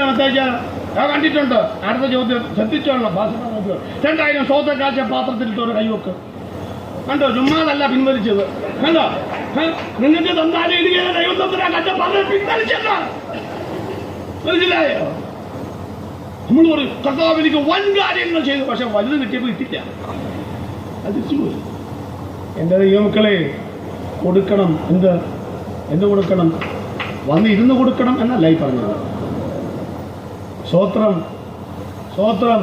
ഒരു യോഗവും കടത്തിൽ തീരരുത്. നമ്മുടെ കടപ്പാടാണത്, നമ്മുടെ ഉത്തരവാദിത്വമാണത്. അങ്ങനെ എല്ലാം കൂടെ വള്ളിക്കകത്തോട്ട് വന്ന് ഭയങ്കര വ്യാപാരം. ഈ വാണിഭമാണ് യേശു കണ്ടത്. ആലയം വാണിഭത്തിനുള്ള സ്ഥലമല്ല. നിങ്ങൾക്ക് വിൽക്കാനും വാങ്ങാനുള്ള സ്ഥലമല്ല. ചാട്ടവാറെടുക്കുന്നു, മറിച്ചിടുന്നു. പ്രിയപ്പെട്ടവരെ, നമ്മുടെ ആലയങ്ങളൊക്കെ അടിച്ചു വിശുദ്ധീകരിക്കപ്പെടേണ്ട കാലങ്ങൾ കഴിഞ്ഞു. ചാട്ടവാർ എടുക്കേണ്ടവർ അത് ശോഭിക്കാൻ പൂട്ടി വെച്ചിരിക്കുകയാണ്. ഒരു കാര്യം ഓർക്കണം, സ്മാർത്ഥ വിചാരം, ന്യായവിധി ദൈവഗ്രഹത്തിൽ നിന്ന് ആരംഭിക്കുവാൻ കാലമായല്ലോ എന്ന ദൈവത്തിന്റെ വചനമുണ്ടെങ്കിൽ ആലയത്തിനകത്ത് എരിവുള്ളവർ ഉണ്ടാകണമെന്ന്. സ്വോത്രം.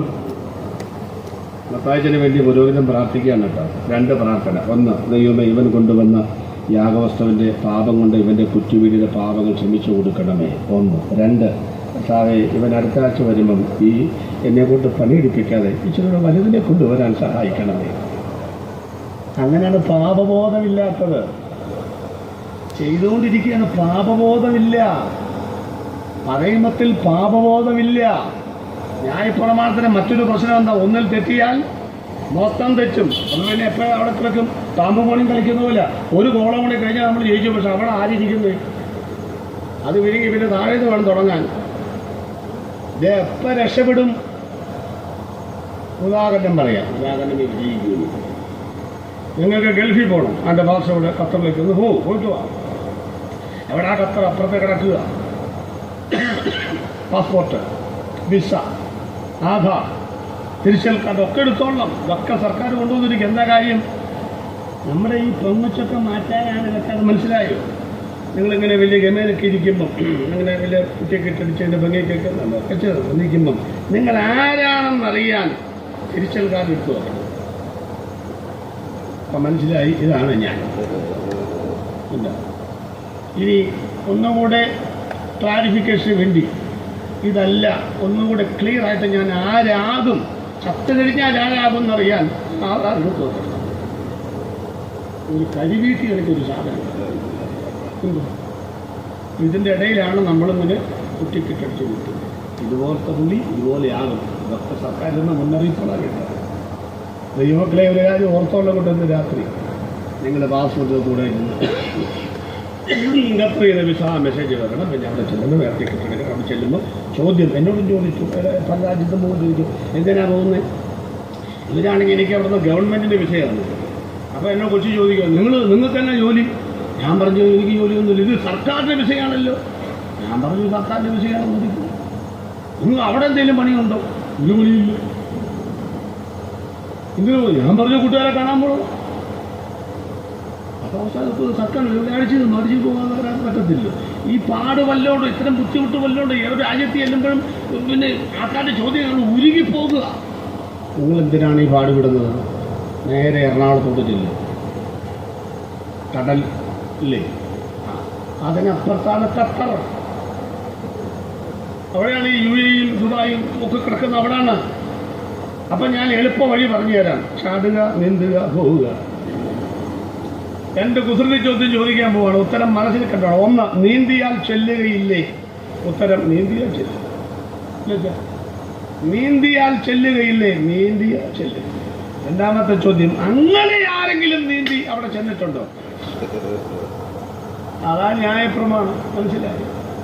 ന്യായപ്രമാണം ആചരിച്ചാൽ സ്വർഗത്തിൽ ചെല്ലാമേലേ? ചെല്ലാം, ഇപ്പോഴും ചെല്ലാം.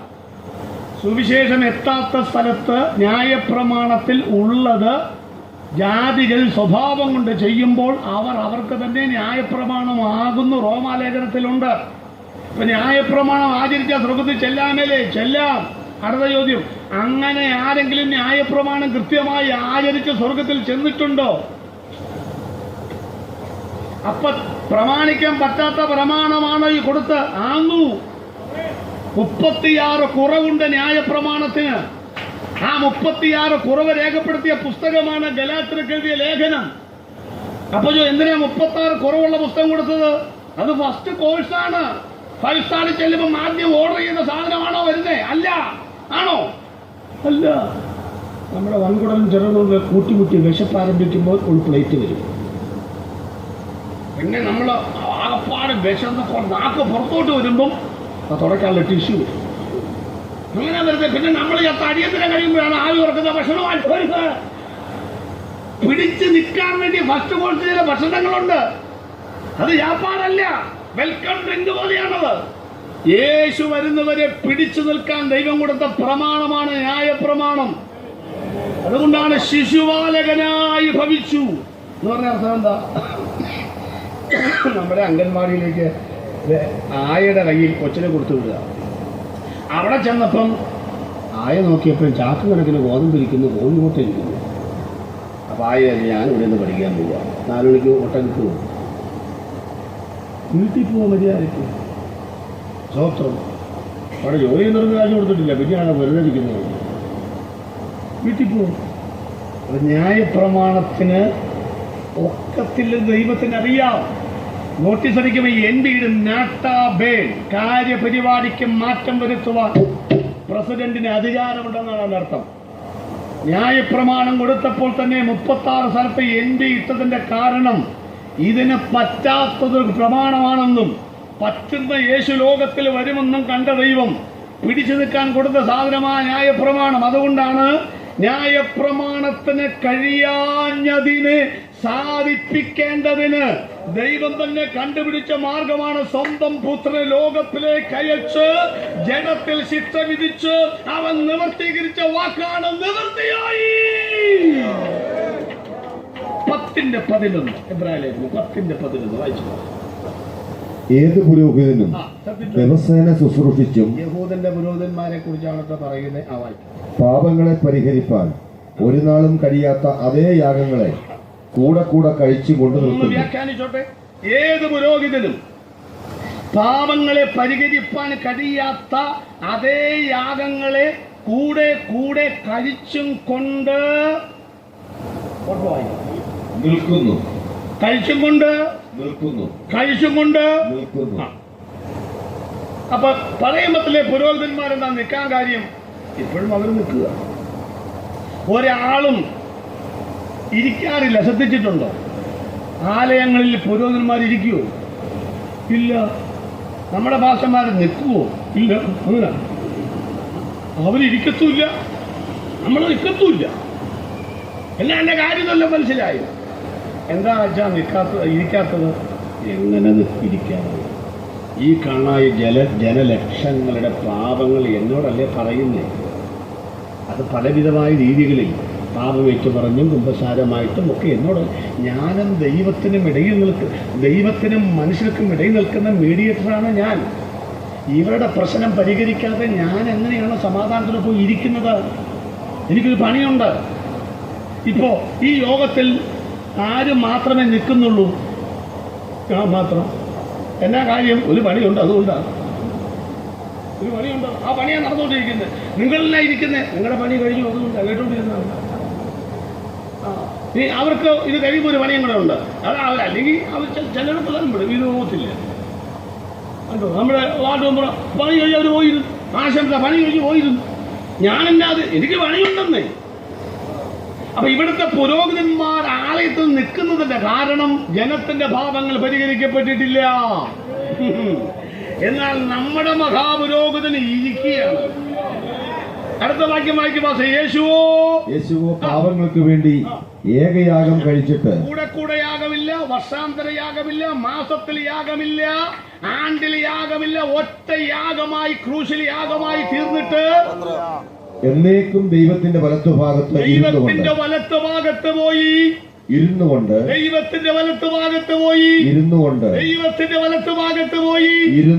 മതങ്ങളും ആചാരങ്ങളും അനുഷ്ഠാനങ്ങളും നമ്മളെ കബളിപ്പിക്കുകയാണെന്ന് ഈ നിൽക്കുന്ന പുരോഹിതന്മാരൊക്കെ ജനത്തിന്റെ പാപങ്ങൾ പരിഹരിക്കപ്പെട്ടിട്ടില്ലെന്ന് പറഞ്ഞ് നിൽക്കുമ്പോൾ ഇവർ നിൽക്കുന്ന അതേ പ്രശ്നം 2000 കൊല്ലം മുൻപ് പരിഹരിച്ചും യേശുക്രിസ്തു പിതാവിന്റെ വലത്തുഭാഗത്ത് പോയിരിക്കുന്നു. മതത്തിന്റെ കപടതകളിൽ പിടിച്ചെടുപ്പ് നമ്മെ സ്നേഹസ്വരൂപനായ ദൈവത്തിന്റെ രാജ്യത്തിൽ ഇരുത്തിയ ദൈവത്തെ 2 കരം അടിച്ച് ഇന്ന് രാത്രി ദൈവത്തെ സ്തുതിക്കണമെന്ന് പാപത്തിന്റെ പരിഹാരം സമ്പൂർണമായി യേശു കുരിശിൽ നിർവഹിച്ചെന്ന്. ഇനി ആരാ? ഇനി പാപത്തിന്റെ പരിഹാരമൊന്നും ഇല്ല മക്കൾ. യേശു ക്രൂശിൽ പാപപരിഹാരം വരും. ഒരു സ്വത്രം പറഞ്ഞു. 3-ാമത്തെ ഭാഗം പറഞ്ഞ അവസാനം 3-ാമത്തെ ശത്രുവായ പിശാച തലയെ തകർത്തു. ഇനിയിപ്പോ ഇത്ര നേരം ഞാൻ യേശുവിനെ കുറിച്ചാണ് പറഞ്ഞത്. ഇനി കുറച്ച് പേര് ആരെ കുറിച്ചാണ് പറയുന്നത്? പിശാചിനെ കുറിച്ചാണ്. അപ്പൊ നിങ്ങൾക്കൊരു തോന്നലുണ്ടാവും, സമയം 9 പോയേക്കാം. ആ തോന്നൽ എവിടുന്ന് വരുന്നതാണ്? ഞാനിപ്പോൾ ആരെക്കുറിച്ചാണ് പറയാൻ പോണേ? ഇനി എഴുന്നേറ്റ് പോകുന്നവരെ ശ്രദ്ധിച്ചോളൂ. മറ്റേ പുള്ളി കൊണ്ടുപോകുന്ന ഇതുവരെ പോയെങ്കിൽ കുഴപ്പമില്ല. ഇനി പോകുന്നവരെ ശ്രദ്ധിച്ചോളണം. കാരണം ആരെക്കുറിച്ചാണ് പറയാൻ പോകുന്നത്? നീ ഇത് കേൾക്കരുത്. അവനാകണം പിടിച്ചു നിന്നോളണം. പിടിച്ചു നിന്നോളണം. പിശാചിലേക്ക് വരാം ഇല്ലേ? അങ്ങനെ നമ്മൾ വിചാരിക്കുന്ന നല്ല കാര്യങ്ങളൊക്കെ പുള്ളിക്കകത്തുണ്ടെന്ന്. ഒരുപാട് നല്ല കാര്യമുണ്ട്. ഞാനൊക്കെ പഠിപ്പിക്കുന്നത് അവന് ഉറക്കമുണ്ടോ? ഇല്ല. നമുക്കോ? അതേ ഉള്ളൂ. ജീവിതത്തിൽ വന്നിരുന്നാൽ പോലെ ഉറക്കമാണ്. അവന് നാണമുണ്ടോ? ഇല്ല. നമുക്കോ? നമുക്ക് നാണമുണ്ട്. മേലെ എൻ്റെ വീട്ടിൽ സൂചന പറയാൻ വന്ന സമയത്ത് അവനെ മാർക്കറ്റിൽ വെച്ച് കണ്ടാൽ പോലും വിടത്തില്ല. അവൻ്റെ വിശ്രമമുണ്ടോ? ഇല്ല. നമുക്ക് ജോലിയുണ്ടോ? അപ്പോൾ നമ്മൾ പഠിക്കേണ്ട ഈ കാര്യങ്ങളൊക്കെ ഒരുപാട് കാര്യമുണ്ട്. ഞാൻ ഭൂതഗ്രസ്തൻ്റെ വിഷയത്തിൽ അതൊക്കെ പറയുന്നു. ഇപ്പോൾ അത് പറയുന്നില്ല. നമുക്ക് ചില ആളുകൾക്ക് ചിന്തകളുണ്ട്. യേശു പിശാചിൻ്റെ തലയെ തകർത്തു. പണ്ടത്തെ ഉപദേശമാരെ പറയും പിശാചിൻ്റെ തലയെ തകർത്തു. ഇപ്പോഴും വാലിട്ടാണ് അനക്കുന്നത്. പാമ്പ് ചത്താലും വാല് അനങ്ങും, നിങ്ങൾ പേടിക്കണ്ട. അവരുടെ ആ ഒരു രീതിക്ക് പറഞ്ഞതേ ഉള്ളൂ. ഞാൻ അതിനെ അങ്ങനെ കുറച്ചൊന്നും കാണുന്നില്ല. എന്തെങ്കിലുമൊക്കെ തിയോളജിയുടെ മോഡേൺ തിയോളജിയൊക്കെ വികസിക്കാത്ത കാലഘട്ടത്തിൽ പറഞ്ഞെങ്കിൽ അവരുടെ ജീവിതവുമായിട്ട് നമുക്ക് താരതമ്യം ചെയ്യാൻ പറ്റുകയില്ല. അത് വാല കെട്ടാൻ കൊള്ളുകയല്ല നമ്മൾ. ഇയാളുടെ തലയെ കൊണ്ട് കെട്ടോ. ഒരുപാട് 13:1 അപ്പോൾ 10 മുമ്പ് 7 തലയും. തലയില്ലേ? നിങ്ങൾക്ക് തലയില്ലേ? അവന് തലയില്ലേ? എത്ര തല? 1 ഭാഗം മാറി 7 നമുക്ക് എത്ര തല? 1 തല. അത് എത്ര ഗ്രാം?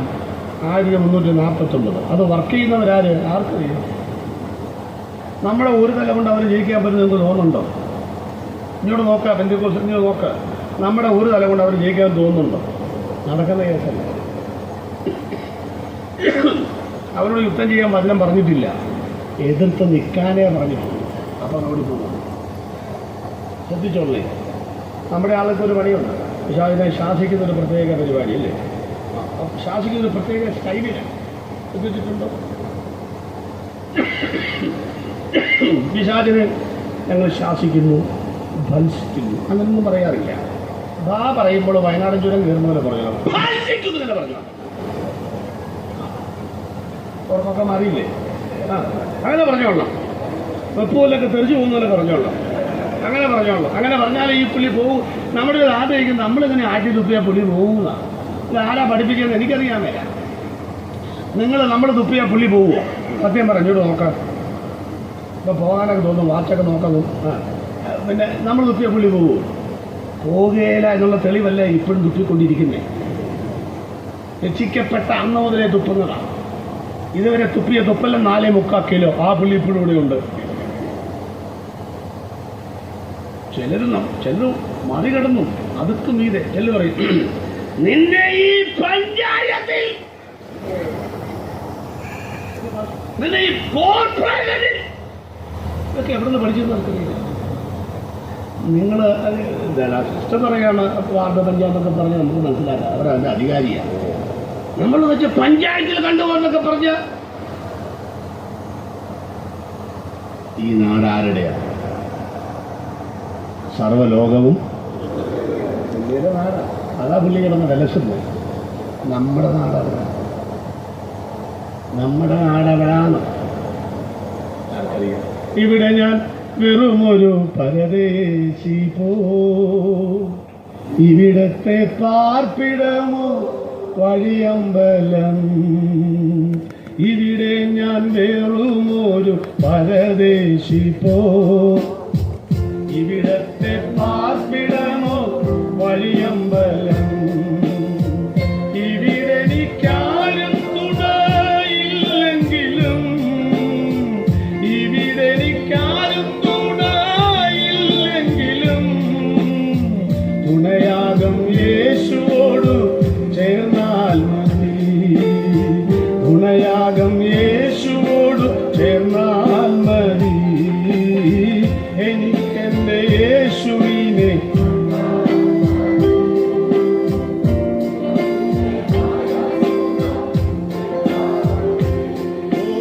എനിക്കെന്റെ യേശുവിനെ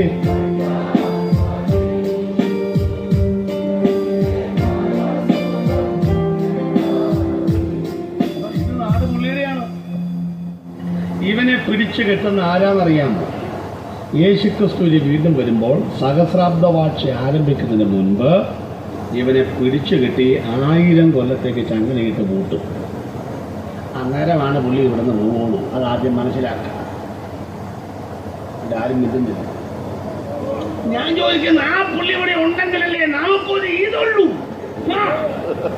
അല്ലേ, പുള്ളിയുണ്ട്. ശക്തമായ പ്രതിപക്ഷമില്ലാതെ എങ്ങനെ ഭരണപക്ഷം ഭരിക്കുമെന്ന് പറ ആദ്യം. ഒരെണ്ണം മിണ്ടുന്നുണ്ടോ? ഇല്ല. പക്ഷേ പിശാചി വന്നിരുന്ന മിണ്ടത്തില്ലയോ? മിണ്ടും. നിങ്ങളൊരു ഇവിടെ വന്നിരുന്നപ്പോൾ തൊട്ടടുത്തൊരാൾ വന്നിരിക്കുന്നു, ഇങ്ങനെ ആടുന്നുണ്ടോ? ഇതാരാ? ഇത് ഇന്നലെ വന്നിട്ടുണ്ടായിരുന്നു. ഞാൻ ഇന്നലെ വന്നില്ല, അതുകൊണ്ട് ഇതാ ഇന്നലെ പ്രസംഗിച്ചപ്പോൾ ഇതിന് ബോധം തുടങ്ങി. കസേരയൊക്കെ ഇട്ട് അടിച്ച് നമ്മുടെ മറിയാമ്മ ചേച്ചി തലയ്ക്ക് അടികൊണ്ട് ആശുപത്രിയില്ല, തൊടുപുഴയില്ല. ആണോ? അപ്പോൾ ക്ലാസ് പറഞ്ഞു ബാക്കി ഇന്ന് പൊക്കോളും വരാൻ പറഞ്ഞ് അങ്ങനെ വന്നേക്കണതാണ്. അപ്പം നിങ്ങൾ അടുത്തിരിക്കുക. ബാക്കി നിങ്ങൾ എങ്ങനെ ഇരിക്കും പറ?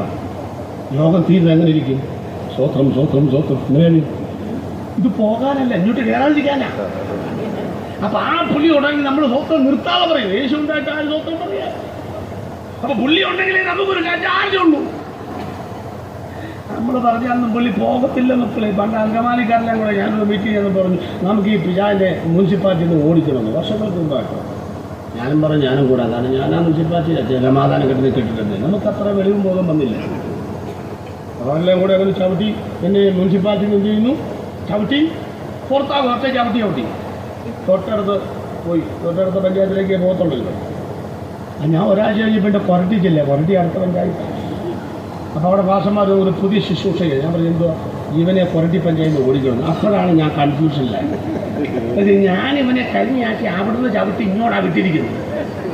ഇനി ഈ ആഴ്ച ഇവിടുന്ന് ചവിട്ടുമ്പോൾ എങ്ങോട്ട് തന്നെ വരും? 1100 പഞ്ചായത്തിലും ഭാഷന്മാർ ആലോചിക്കുന്നത് ഇവിടെ കയറാൻ ഒക്കത്തില്ലെന്നും പറഞ്ഞു. അതാണ് ഞാൻ പറഞ്ഞ് നമ്മൾ ഈ ആവശ്യമില്ലാത്ത പണിക്ക് പോകാതെ. അപ്പൊ നിങ്ങൾക്ക് ഈ പാസ്റ്റ് പിശാചിന് അനുകൂലമാണോ? അല്ല. അപ്പൊ നാട്ടിൽ നിന്ന് പുള്ളി പോകത്തില്ല. നിങ്ങളുടെ സമാധാനത്തിന് അടുത്ത ഭാഗം കൂടെ പറയാം. എവിടെ നിന്ന് വരുന്ന ആളാവുകേ? ദൈവം. അവൻ പറഞ്ഞു ഞാൻ ആഞ്ഞിരം കവലയിൽ നിന്നില്ല കറങ്ങി മേലുകാവും മാറ്റവും പിന്നെന്താ ഇലവീര പൂച്ചടയും കറങ്ങി വരികയാണോ? ചോദിച്ചു നീ എൻ്റെ ദാസനായ മോൻസിയുടെ വീട്ടിൽ കയറി. അവിടെ എങ്ങനെ കയറാനാണ്? മുടിയാനായിട്ട് 3 വേലിയല്ലേ കെട്ടി വെച്ചിരിക്കുന്നത്. യഹോവയ്യോവിനും ബാക്കി വീടിനും സകലത്തിനും. ആ മോൻസിപ്പാലിറ്റി വീട്ടിൽ കയറി അവിടെ 3 വേലിയല്ലേ കെട്ടി വെച്ചിരിക്കുന്നത്. അതാ ചോദിച്ചതാ. അവനെ ഒന്ന് വിട്ടുതരാമോ? കൊണ്ടുപോകും. ഇന്ന ദൂരാ കിടക്കുന്നത്. മോൻസിപ്പാലിറ്റി കൊണ്ടുപോകും. എന്താ കാര്യം? നീ അവനെ കൊണ്ടുപോയാലും നിലത്തെ ഉലയിൽ നീ 7 പ്രാവശ്യം ഉരുക്കിയാലും അവൻ പൊന്നുപോലെ പുറത്തു വരുമെന്ന് ദൈവത്തിന് ഉറപ്പാ. അതുകൊണ്ട് രോഗം വരുന്നവരെ, പ്രശ്നം വരുന്നവരെ, അതൊക്കെ നിനക്ക് എന്ത് തരണമെന്ന് ദൈവത്തിന് അറിയാം. അതുകൊണ്ടൊന്നും നീ കലപ്പില്ല കൈയെടുക്കത്തില്ലെന്ന് ഉറപ്പുള്ളവർക്കാണ് അത് കൊടുക്കുന്നത്. ഇയ്യോബിന്റെ മുദ്രാവാക്യം കേട്ടോ? അവൻ എന്നെ കൊന്നാലും എന്റെ വീണ്ടെടുപ്പുകാരൻ. ഈ വാക്യമൊക്കെ വരണമെങ്കിൽ അവനവിടെ പോകണ്ടേ? അടുത്തയാള് നീ ജീവനുള്ള ദൈവത്തിന്റെ പുത്രനായ ക്രിസ്തു, നിന്നെ വിട്ട് ഞങ്ങൾ അവിടെ പോവും. പത്രോസ് യേശു പറഞ്ഞു അധികം പറയുന്നു. അദ്ദേഹം പറയുന്നത് നിന്നെ പാറ്റേണ്ടതിന് പലവട്ടം എന്നോട് ചോദിച്ചു. നീ ഓരോ പ്രാവശ്യം ഓരോ വൃത്തികേട് കാണിക്കുമ്പോഴും പറഞ്ഞു എനിക്ക് പുതിയ തരാമെന്ന്. മോനെ ഞാൻ നിന്നെ വിട്ടുകൊടുത്തില്ല. ഞാൻ വിട്ടുകൊടുത്ത പിന്നെ കിട്ടുകയില്ല. നിന്നെ അവൻ പാറ്റിയാൽ നീ കളത്തിന് പുറത്തു പോകുമെന്നറിയാം. അതുകൊണ്ട് ഒരു പരീക്ഷണവും വരാത്തവരെ, ഒരു പ്രയാസവും ഇല്ലാത്തവരെ മിടുക്കരായതുകൊണ്ടല്ല. ഇതൊക്കെ തന്നാ പിന്നെ നീ പുസ്തകം താഴെ വെക്കുമെന്ന് ദൈവത്തിനറിയാം. അതുകൊണ്ട് വിട്ട് കൊടുക്കാത്തവർക്കായി ദൈവത്തെ സ്തുതിക്കുന്നു, വിട്ട് കൊടുത്തവർക്കായി ദൈവത്തെ സ്തുതിക്കുന്നു. ആരെ വിട്ട് കൊടുക്കണമെന്നും ആരെ കൊടുക്കണമെന്നും അറിയാവുന്ന ദൈവത്തിന് സ്വന്തം പറയും. നമുക്ക് ഉൽപ്പത്തിയിലേക്ക് പോയിട്ട് പെട്ടെന്ന് വരാം. എങ്ങോട്ട് പോകാം? 9:15 ഉപദേശം എങ്ങോട്ട് പോവുക? അതല്ലേ നിങ്ങൾ ചിന്തിക്കുന്നത്. ഞാൻ പോയിട്ടിപ്പോൾ വരും. അവിടെ വെച്ച് ദൈവം ശാപകരമായ വാക്ക് പറയുകയാണ്. എന്താ വാക്ക്? ആദാമെ മുഖത്തെ വീർക്കൊണ്ട് ഉപജീവനം കഴിക്കും. പെങ്കൊച്ച വേദനയോടെ മക്കളെ പ്രസവിക്കും. ഭൂമിയെ മുള്ളും പറക്കാതെ മുളയ്ക്കും. പാമ്പെ ഉരസം കൊണ്ട് ഗമിച്ച് ഭൂമിയിൽ കൂടി ആഹാരമായിരിക്കും. എല്ലാവർക്കും ശാപകരമാക്കും. ഞെട്ടിത്തിരിച്ച് നിൽക്കുക. ഇടവപ്പാതിക്ക് ഇടിവിട്ട് വീഴുന്നവരെ ഒരു മിന്നൽ. എന്താ വാക്തത്വം? സ്ത്രീയുടെ സന്തതി. എന്താ വാക്തത്വം? ആ വാക്തത്വം മാതാവിന് മനസ്സിലാവും, എനിക്കറിയില്ല, ഭൂമിക്ക് മനസ്സിലായി. അതുകൊണ്ടാണ് മായയ്ക്ക് കീഴാക്കി കൊടുത്തവൻ്റെ കൽപ്പന പ്രകാരം അതങ്ങനെ അടങ്ങിയിരിക്കുകയാണ്. കൈയും കണ്ണും കൈക്കോട്ടും എത്താത്തിടത്ത് മുള്ളും പറക്കാതെ മുളയ്ക്കും. പുല്ലൊക്കെ ഉണ്ടാവും, വളമൊന്നും ഇടണ്ട. നമ്മളെ വളമിട്ടത് എങ്ങനെ മച്ചിങ്ങ പോലും ഉണ്ടാവുന്നില്ല. അതിൻ്റെ വ്യത്യാസം ഇതാണ്. ഇതൊക്കെ ദ്രവിച്ചു പോകുന്ന സാധനമാണ്. സ്തോത്രം. അങ്ങനെ പിശാചി നോക്കുകയാണ്. സ്ത്രീയുടെ സന്തതി. എൻ്റെ തല ഏത് സ്ത്രീയുടെ സന്തതി? ഇത് പഠിച്ചോളണം, സമയമില്ല പറയാനായിട്ട്. 4000 കൊല്ലം പഴയുമോ ഇവനിങ്ങനെ സ്ത്രീയുടെ പുറകെ നടക്കുക. മര്യാദക്ക് ജീവിക്കുന്ന എല്ലാ കുടുംബത്തിലും ഇവൻ പ്രശ്നമാണ്. നിങ്ങൾ ശ്രദ്ധിച്ചിട്ടുണ്ടോ? പിന്നെ നന്നായിട്ട് പ്രാർത്ഥിക്കുന്ന പദ്ധതിയുള്ള ഒറ്റ പെണ്ണുങ്ങളും പറയുമ്പോഴത്തേക്ക് പ്രസവിച്ചിരുന്നില്ല. അറിയാമോ? ഒക്കെ ഒരു മറന്നു. അബ്രഹാമിൻ്റെ ഭാര്യ സാറൊക്കെ പിള്ളേരുണ്ടോ? പിന്നെ ഉണ്ടായി. അത് ആദ്യം പിള്ളേരുണ്ടോ? ഇല്ല. ഇസഹാക്കിൻ്റെ ഭാര്യ റിബേക്കയ്ക്ക് പിള്ളേരുണ്ട്? ഇല്ല. യാക്കോബിൻ്റെ ഭാര്യ ഇഷ്ടപ്പെട്ട ഭാര്യ ഏതാ? അതിന് പിള്ളേരുണ്ടോ? ഇല്ല. സ്ഥിരമായിട്ട് പള്ളിയിൽ പോയി പ്രാർത്ഥിക്കുന്ന ഹന്നായ്ക്ക് പിള്ളേരുണ്ടോ? അങ്ങനെ മിണ്ടാത്ത? ഇല്ല. ഒരു കാലത്തും പള്ളി പോകാതെ പള്ളി പെരുന്നാളിന് മാത്രം പോകുന്ന പെണ്ണിൻ്റെക്ക് പിള്ളേരുണ്ടോ? അത് ആണ്ടുതോറും ബലം കാക്കുക. അഹരോന്റെ കൂറിന്റെ ക്രമപ്രകാരം കൃത്യമായി ധൂപം കട്ടുന്ന സെക്രട്ടറി എലിസബത്തിനെ കൊച്ചുണ്ടോ? ഇല്ല. എന്നാ കാര്യം? ഈ പാട്ടും പ്രാർത്ഥനയും കണ്ടപ്പം പുള്ളി വിചാരിച്ചു ഇതിനകത്തുകൂടായിരിക്കും എന്റെ തലയെടുക്കാൻ വരുന്നവൻ. അങ്ങനെ യുദ്ധതന്ത്രജ്ഞനായ സൈന്യങ്ങളുടെ ദൈവമായ യഹോവ അവന്റെ മുഴുവൻ ഏകാഗ്രതയും ഇവരുടെ പിറകെ വിട്ടേച്ച് യേശു ജനിക്കുന്നതിന് 6 മാസം മുൻപ് എലിസബത്തിന്റെ അകത്ത് വഴിയൊരുക്കാനുള്ള യോഗജ്ഞാനം അവരെ കൊടുത്തും സെക്രട്ടറിയാവിന്റെ വായം പൂട്ടി ഇവന്റെ വായം പൂട്ടി മിണ്ടാതിരുന്നപ്പം വിചാരിച്ചു ഇവനായിരിക്കും എന്റെ തലയെടുക്കാൻ വരുന്നവൻ. അവന്റെ പിറകെ നടത്തിയിട്ട് കാലഘട്ടത്തിന്റെ യുഗപ്രഭാ വീരനായ യേശുവിനെ കന്യക മാതാവിൽ കൂടെ ലോകത്തിന് ജന്മം നൽകിയ ദൈവം. എന്നാ മർമ്മമാ! 2.5 കൊല്ലം കഴിഞ്ഞപ്പം കണ്ടുപിടിച്ചു ഒരു മിന്നാട്ടം പോലെ. എല്ലാവരെയും കൊന്നുകളഞ്ഞേക്കാൻ പറഞ്ഞു. കുഞ്ഞുങ്ങളെ കൊന്നുകളഞ്ഞു. അവൻ മേലുകാവ് മറ്റേ കാഞ്ചനങ്ങാവിൽ ഉപ്പുചാക്കിന്റെ പുറത്തിരിക്കുക. യേശുവെങ്ങാനും പള്ളിക്കൂടത്തിൽ പോകണ്ടോന്നറിയാം. യേശുവിനെ പള്ളിക്കൂടത്തിലും വിട്ടില്ല ദൈവം. അത് ഞാൻ കഴിഞ്ഞ പ്രാവശ്യം പറഞ്ഞുകൂടെ അല്ലേ? എന്താ കാര്യം? യേശു പള്ളിക്കൂടത്തിൽ പോയാൽ ഒക്കുകയില്ല. അവിടെ ചെല്ലുമ്പോൾ ആദ്യം പറയും ആപ്ലിക്കേഷൻ മുമ്പ് പൂരിപ്പിച്ചുകൊണ്ട്. എന്നാ പൂരിപ്പിക്കാൻ? മാതാവിൻ്റെ പേര് മറിയ, അപ്പൻ്റെ പേര് സ്വർഗസ്ഥനായ പിതാവ്. അഡ്മിഷൻ കിട്ടുമോ? നിങ്ങൾക്ക് അഡ്മിഷൻ കിട്ടുമോ? പിന്നെ യോസേപ്പ് എന്ന് എഴുതാൻ പറ്റുമോ? യേശു നുണ എഴുതൂ. അപ്പം ഈ ലീർതിക്ക് പോകണം നേരെ കൊണ്ട് പോകാതിരുന്നാൽ പോരെ? അവൻ പോയിട്ടില്ല. അവന് മാതാവില്ല, പിതാവില്ല. അങ്ങനെയുണ്ട് വചനത്തിൽ. ഈ ഭൂമിയിൽ അവന് പിതാവുമില്ല, ആവിയുടെ അമ്മയുമില്ല. ആവിയുടെ അമ്മയും ഉണ്ടാകാൻ സാധ്യതയില്ല. ആവിയുടെ അമ്മ ഉണ്ടാകാൻ സാധ്യതയില്ല. അവിടെ അമ്മ ഉണ്ടാകാൻ സാധ്യതയില്ല. സ്തോത്രം പറയുന്നവരെ പറഞ്ഞുകൊണ്ടിരിക്കും അവിടെ.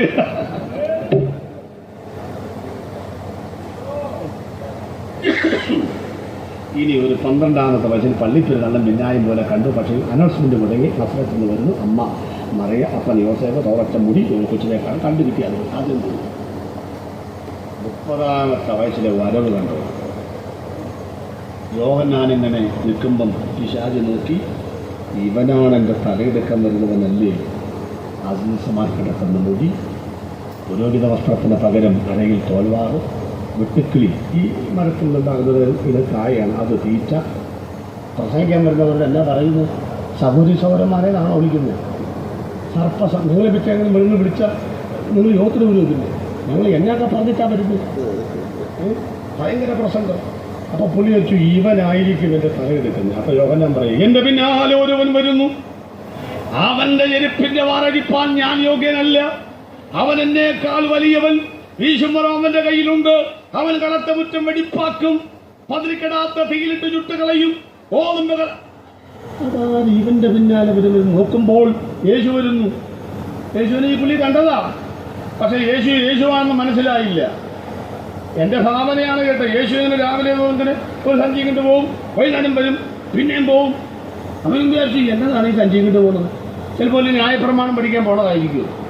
ഒരു പ്രാവശ്യം ഈ സഞ്ചി ഈ പിശാചിനെ പൊളിച്ചു നോക്കി. എന്തുവാണ്? ഓ, സമാധാനമായി. 2 വീടുകളിൽ ഒരു പിന്നെന്താ, ഒരു കൊട്ടുപടി, ഒരു മുഴക്കോല്. മനസ്സിലായി ഇവരാരാ? ഇവയാരാ? തച്ചൻ. മരപ്പണിക്ക് പോണതാ. ശരിയാണെച്ചാ തച്ചനാണെച്ചാ നിങ്ങൾ യേശു തച്ചനാണെന്ന്. പക്ഷെ ഒരു വ്യത്യാസമുണ്ട്. 5-6 മീറ്റർ മാത്രം നീളം വരുന്ന മരമുട്ടിയുടെ മുമ്പിൽ കയറിയിരുന്ന സെന്റിമീറ്റർ നീളം വരുന്ന ചിന്തേര കൊണ്ട് പിടിച്ച് ചിന്തിച്ച് വലിച്ച് മരത്തിന്റെ വളവ് മാത്രം നിവർത്തുന്ന മരാശാരി മാത്രമല്ല ഞങ്ങൾ പ്രസംഗിക്കുന്ന ക്രിസ്തു. കൂട്ടിക്കുഴച്ച മണ്ണുകൊണ്ട് പണിത മനുഷ്യന്റെ മനസ്സിന്റെ തകർച്ചകൾ പണിയാൻ കഴിയുന്ന, കരിനിയമങ്ങൾക്കും കാക്കികൾക്കും നിയമങ്ങൾക്കും ഇവിടെ നന്നാക്കാൻ കഴിയാത്ത ക്രിമിനലുകളെ, 320-218 കേസുള്ള മുഹമ്മദ് ചന്ദ്രനെ, ഫിലിം കോക്കേസ് കൊലപാതക പ്രതികളെ, വെള്ളത്തൂവൽ സീഫനെ, ഞങ്ങളുടെ മത്തായിച്ചായനെ ഒക്കെ മാനസാന്തരപ്പെടുത്തുവാൻ കഴിയുന്ന ഒരു ദൈവമാണെന്നേ കർത്താവായ യേശുക്രിസ്തു. ഈ പ്രപഞ്ചത്തിന്റെ പെരുന്തച്ഛനായ ശില്പിയാണെന്ന് തലമുറകളെ തലവറിച്ച തലമുറകളെ ഉരുക്കി പണിയുവാൻ കഴിയുന്ന ഒരു ഇതിഹാസ പുരുഷനുണ്ടെങ്കിൽ ഞങ്ങൾ ആവർത്തിച്ച് പറയുന്നു, ഞങ്ങളൊക്കെ പിടികൊടുക്കാത്ത പുള്ളികളാണെന്ന്. പെന്തക്കോസ്തിനടുത്ത് ഓടിക്കേറിയതല്ല, അരക്കൈ നോക്കിയതാ കയറാതിരിക്കാൻ. അവന്റെ ഉൾക്കൈക്കൊണ്ടിരിക്കുന്നു കണ്ടോ? അതുകൊണ്ട് പറയട്ടെ പ്രിയപ്പെട്ടവരെ, അനുഗമിക്കാൻ കൊള്ളാകുന്ന ഒരുവനുണ്ട്. ഇന്ന് രാത്രിയിൽ ഈ പഞ്ചായത്തിനെ പണിയാൻ കഴിയുന്ന, തലമുറകളെ പണിയാൻ കഴിയുന്ന, കേരളത്തെ പണിയാൻ കഴിയുന്ന, നിന്നെ പണിയുകയില്ലെന്ന് പറഞ്ഞ് ഇടിച്ചു പൊളിച്ച പിശാചിന്റെ മേൽഗതികളെ മാറ്റിക്കളഞ്ഞ് നിന്നെ പണിയാൻ കഴിയുന്ന ഒരുവനാണ് ഞങ്ങൾ പ്രസംഗിക്കുന്ന ക്രിസ്തു. ചാനക്കടവിലേക്ക് വരാം. പിശാച് നോക്കി യോഹന്നാൻ പറഞ്ഞു, അപ്പൊ അത് ശരി, നീയാണല്ലേ ദൈവം. അപ്പൊ പിശാചിന്റെ കൺഫ്യൂഷൻ എന്ന് പറഞ്ഞ് അവസാനിപ്പിക്കില്ല. നമ്മളെ തലവേദന എടുപ്പിക്കുന്ന ആളാണ് പിശാച്. പിശാചിനെ തലവേദന എടുപ്പിക്കുന്നവനാണ് ദൈവം. ശ്രദ്ധിച്ചു. യോഹന്നാൻ വലിയവനാണെന്ന് പറഞ്ഞ്